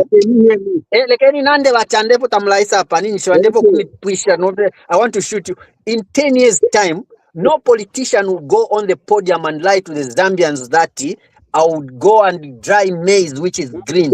because they have learned a lot to know that it's not possible. There will be a situation where you can't lie to the electorate, say, no, when I come to power, I'm going to bring excavators to the marketeers. They will challenge you there and say, it's not possible. We've learned that it's not possible to have where is the marketeer going to take the excavator?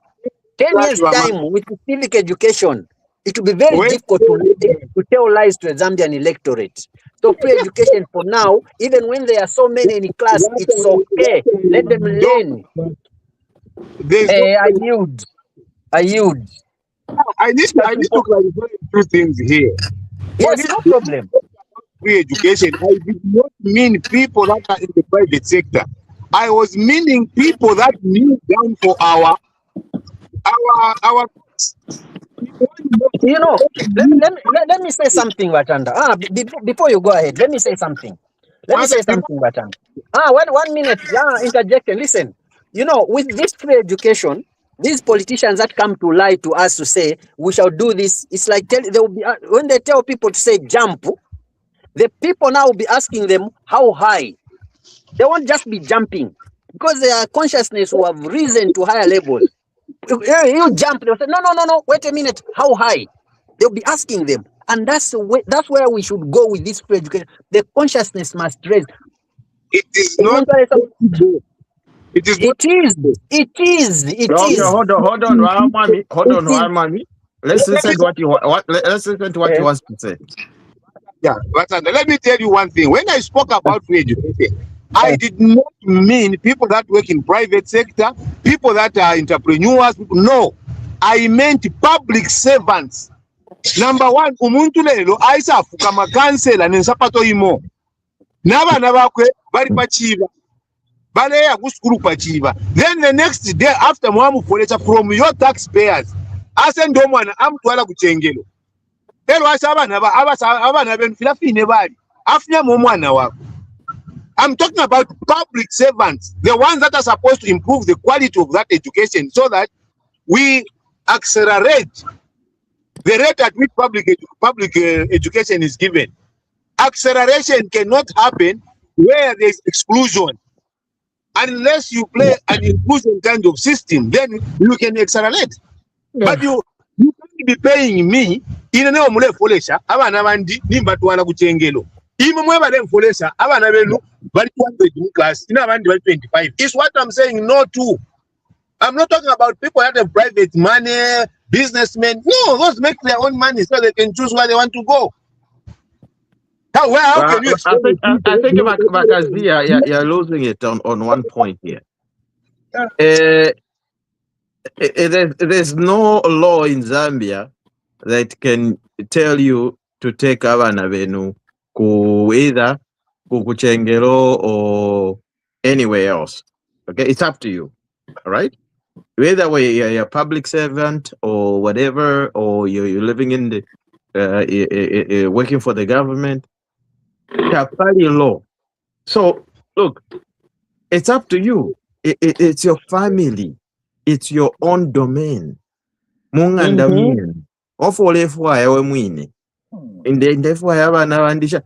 me tell you one thing. There's nothing. There's nothing. Hold on. There's nothing. Hold on. There's nothing. Hold on. You're not speaking. Hold on. There's nothing so special about being at a private school. I can tell you that for a fact. Our 91 private schools. Immediately we graduated from high school, they all went to my private schools. We are Lake Road. Time to grade 12 results. The guys were like nowhere. So it doesn't matter. The parents, you are the parent. You can take your children wherever you want. It's not a government issue. It's not a policy issue. It's nothing to do with anything. Knock. How do you, but deep thinker, please? They are not understanding the point. The point is, in the law, mulendi pila no abana bandi bali mu class n'abana benu. Dija mulempole cyo n'abana abana bandi. Na batwala mu 25 in one class. The teachers, the training materials are there, books are there, everything is there. The quality is there. Then I leave yours, you who is paying me. I have a problem personally. I have a problem. We need to fix that. We shouldn't be saying, oh, it's a free worship. Why should you come and kneel before me to vote for you so that you take Yamanabo in a better school and leave mine in a poor school? Why? We have chosen. So now you think people shouldn't be voted for because their children will be sent to private school? Or what are you trying to drive at? Chanda. Can I just make one statement about my friend Chanda? When you become a public servant, you don't lose your rights. That's one thing you should know. You never lose your rights as a citizen, as a Zambian, just because you're a government worker. Don't. Okay? Yes. So if you agree to that, listen, if you agree to that, you are paying me. When you pay me, you don't detect where I take my children for school. Just because you are the one who is paying me, I should not take my child to a private school. You still have your rights. You still... But look, can I finish? Can I finish, please? So this thing of saying no because I'm paying you, take the word. No, a job is just a job. Government job is like any other job. It doesn't mean that because I'm being paid, you are paying me, you should detect my choices in life. No. You ask yourself a question and you're answering it. That's what I'm talking about. Speak to what I'm saying. Valentine, may I come in for just a second? Go ahead, Valentine. Yeah, admitted. I think we're having this conversation without really thinking about the really root cause of the issues of free education. As an educator, or anybody for that matter, yes, when you plan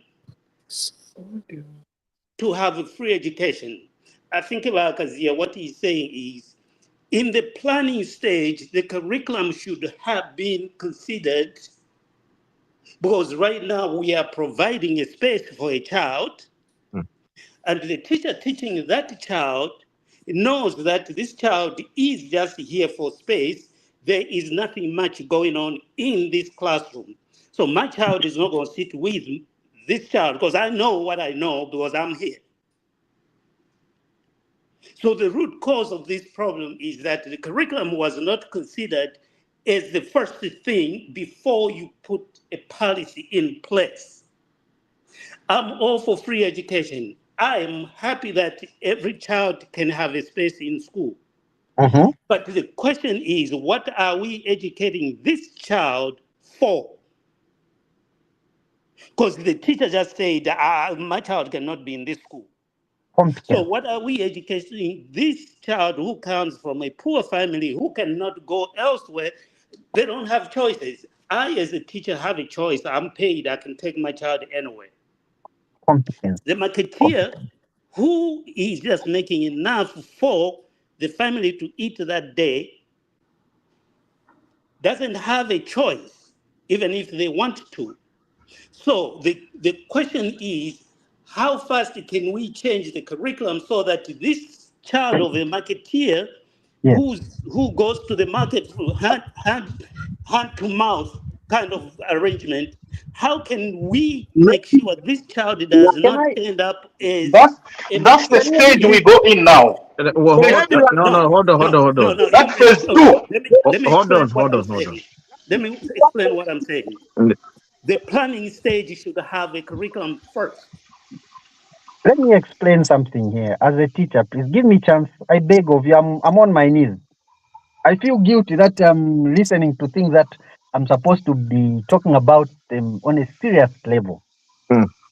You know, there is what is called a pathway. Currently, this is the truth about the Zambian education system. There's a pathway that is in schools. Different classes, different schools have got different pathways that they have implemented. There's a pathway that when a child takes that pathway from Form 1 to Form 4, when they graduate at Form 4, they will take a path that is academic. Either they will take a path that is skill-based. In those skill-based, what is there? This child will be good at cooking. They will take that path. This child will be good at PE. They will take that path.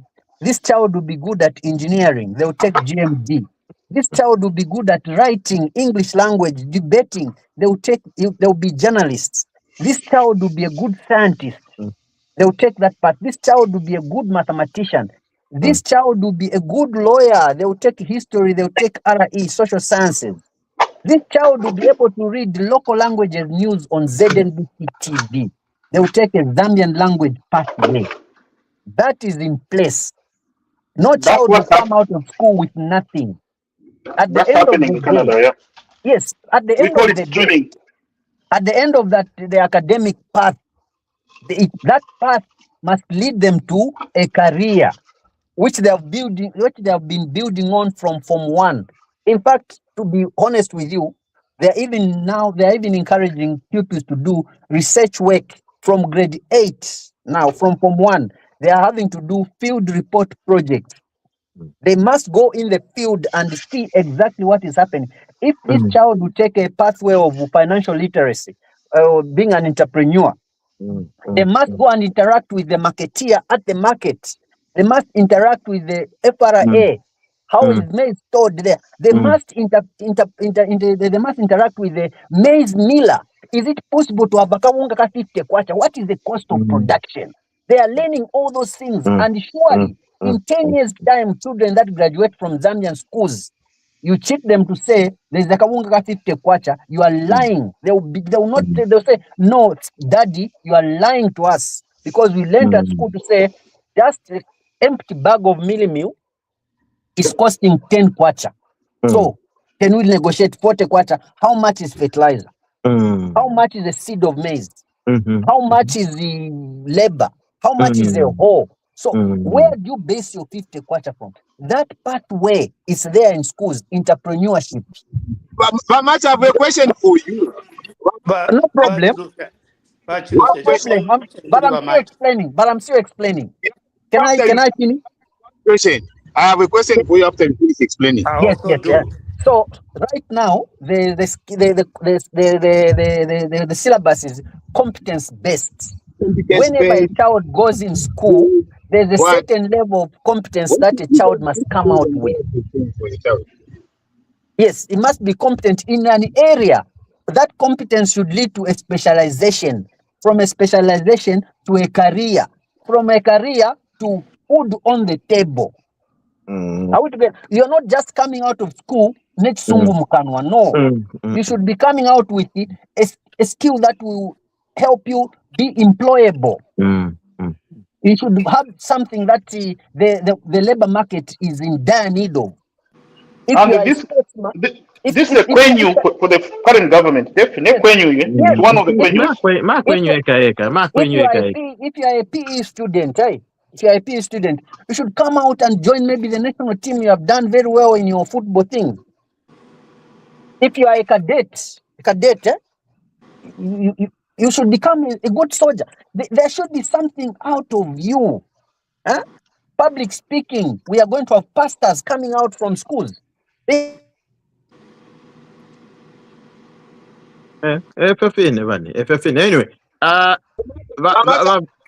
I think now, guys, here's what I'm gonna do.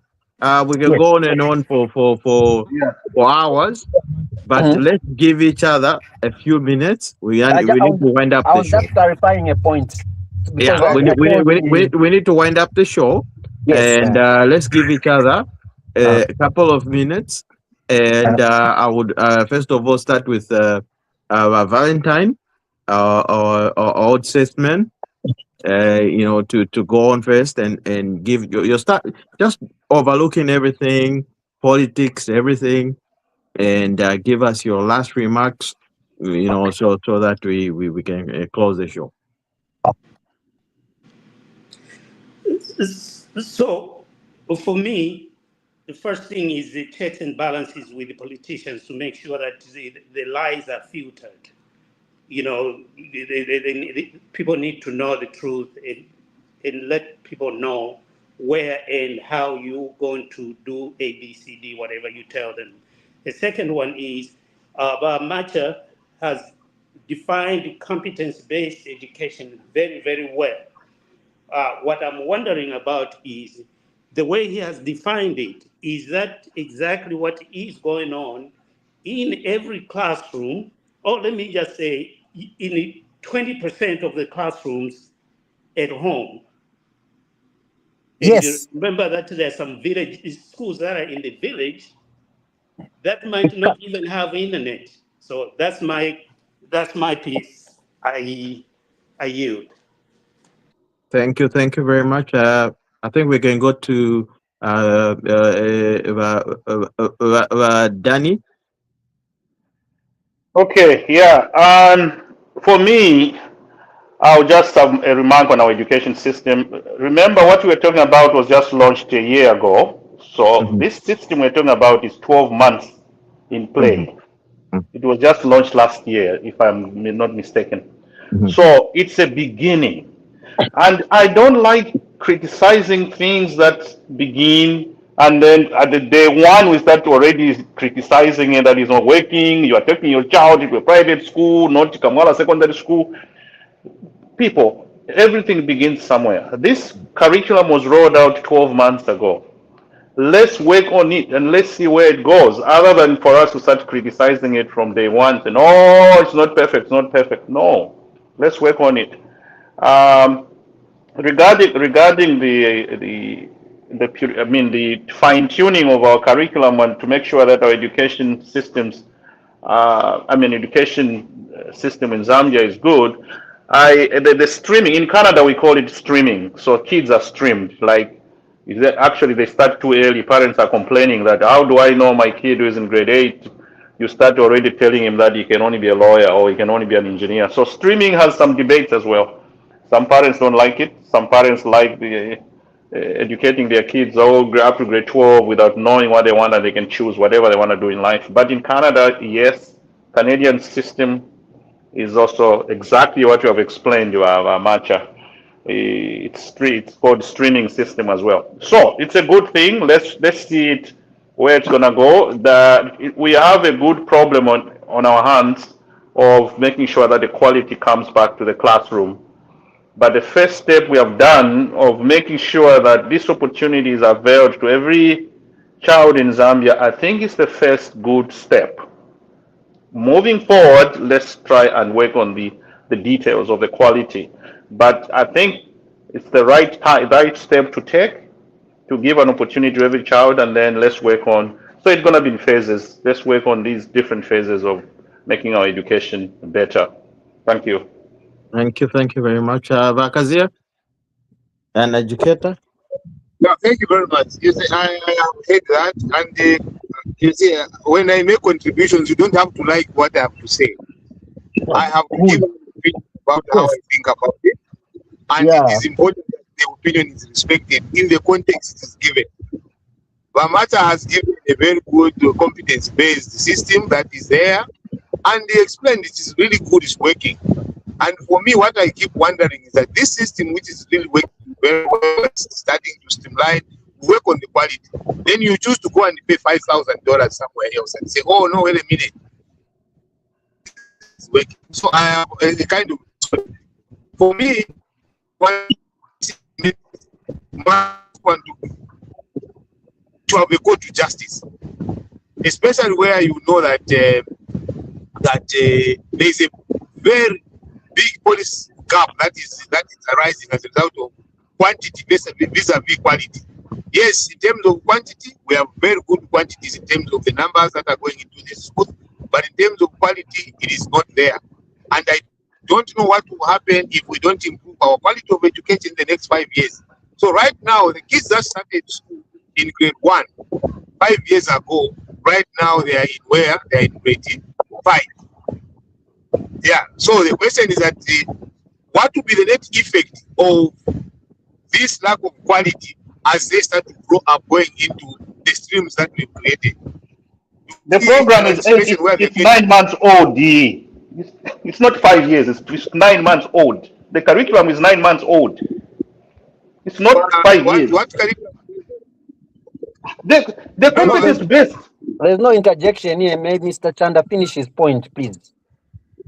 Yeah, and that is precisely how we get sidetracked by Adani. It's like when you open your mouth and you say something he doesn't like, he wants to come in and shut you up. I'm here to protect Mr. Kazia, please. I'm here to protect Mr. Kazia. Mlabashupa sana bakazia. That's an kanji. No, we haven't super deep enough. Anyway, go ahead, Wakazia. He's saying 5 years. Exactly, which is not the fact. Which is not true. The curriculum is not 5 years old. He's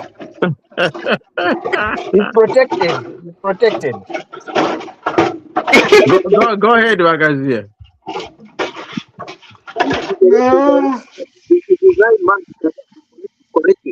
But in terms of the numbers of pupils in one class, 200 of them or 150 of them or 200, whatever number they have, which is as an childhood educator, myself with you, Bamata, where the college you went to never said the children can be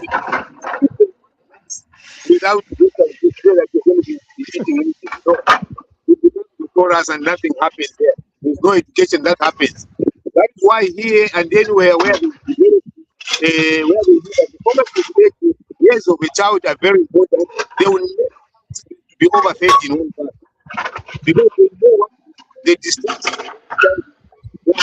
you can we miss out on the fundamentals when it's done here. We're going to have a very difficult education system. But in terms of working on the quality, yes, the government must be telling us a plan. Once something's not waking up and there's someone saying, look at the first thing that you are trying to do. I'm a timekeeper. 2 minutes. Yeah, anyway. So okay, I think your time is up. Everybody has everybody spoken? No, me, I haven't spoken. Go ahead. I have 2 issues. It seems the politicians are now regulating each other in terms of conduct, their conduct during these elections. Only the other day I was reading something on social media where Batuke Imenda has complained of his own party. There are vehicles that they are using which are having number plates covered. Number plate is covered with whatever. Batuke Imenda is not happy with that one. He has said, let that system come to an end. Vehicles must be identifiable by number plates. That is a good way of political parties regulating their conduct. I'm happy with that one. The second point is on this number of pupils who are going back to school in their millions. I am so excited because when those children learn in whatever numbers, they will have an idea of how government runs, what they expect from politicians. No politician in his normal sense will go and cheat a child who has come from school after they have done their 12 years of education, going to cheat them with things that no child will go. I mean, there will be no utopia, because they'll ask for points, say, no, there you are wrong. If that politician will tell the voters to say, can you jump? If you vote for me, they'll say, no, before we jump, how high should we jump? I'm liking the awareness that will be created in the minds of the electorate. Their consciousness levels will be so high that you can't cheat them anymore. And maybe that's why these politicians are not happy with this free education, because they know to say, we shall not be able to cheat Zambians. because nti vakesuka ekipalakasa takwaka byote tumubepe omuntu. I yield. Thank you very much. So just to round out the just to summarize everything. For Mwalanda, it's all valid, and what I'm saying is this: Umwina Zambia, free education Look, it was introduced some time back. Now you can imagine all those children that have accessed it and have benefited it. Those are the next voters. So the people don't understand it. A strategy. Those are the next voters. Okay? I like your point. So people don't understand that one. So those are the next voters, because look, people were going, school, zona. Abafyashi zona bale chup. And then government. No. To make things even better, university. Bamusala na university. Okay? Na kwenda na futi ni free. Zona. And then can you imagine all those children? How many are they? 2.5 million plus. Okay. So ni whitewash. Ni whitewash. If we walete apu amadezi akale apu. Toilet whitewash. Okay? So ndemye vechishinka a strategy oba wonfeshe ba HH. Abantu bale munakwati hano shani tafyaka bombe shan. But the zona it won't reflect to an average person or kuli ba PF, because ba PF tawa munefintu, because the most educated person who was in charge of a professor, she was the one who revised to say, let's remove what you call it meal allowance from the University of Zambia. The most PhD lady, she said no, it's not giving us anything. Professor of microbiology. Okay, so now you can imagine this. I'm a student. That's when the student said, we want to acquire. So why? And then ichalo cha Zambia. Now this government say no. Take a mwevana. We're going to take care of you. Those children, all those children who've been graduating, vakalaya kulanda prefer to vote opposition. No way. They're not going to do that. They say, So some of these things we need to just look at them holistically, because ichalo cha Zambia nchimo, and we've been governed by one government and by one leader, which is HH. Elo HH muntu wakwebati ala shishiwe na chakumpalanya shishiwe elo shishiwe na lead okesa kufuma pali HH, because with Zambia the way often them monafia abantu for balesa behave, I'm very worried. But HH is one of the best leaders that we've ever had in this country, and is one of those leaders okabati nama books will be written, songs will be written about him, even kutumwapalanyako nama stories in the Bible. Like I was saying, look, in the Bible, you know, there were certain people that were gifted, you know, and most people, they were either cattle headers or goat headers but they were kids. But they were if you listen, if you really follow the story of Robin Hood, Robin Hood was one of the people like Tawamwishive. If you look at the first, when the first scripts were found in the Jordan, they were found by a farmer, simple farmer. One of his goats got missing. Went into the cave. You mean Kachema? Yes. He went into the caves. Therefore I'm looking for my goat. The first he was behind the bottom. He was behind the back of a goat. The first scripts that were discovered in a cave was discovered by a goat header who was behind the goat, looking at the Is it? So you need to understand, like, these things are not. It's not accidental.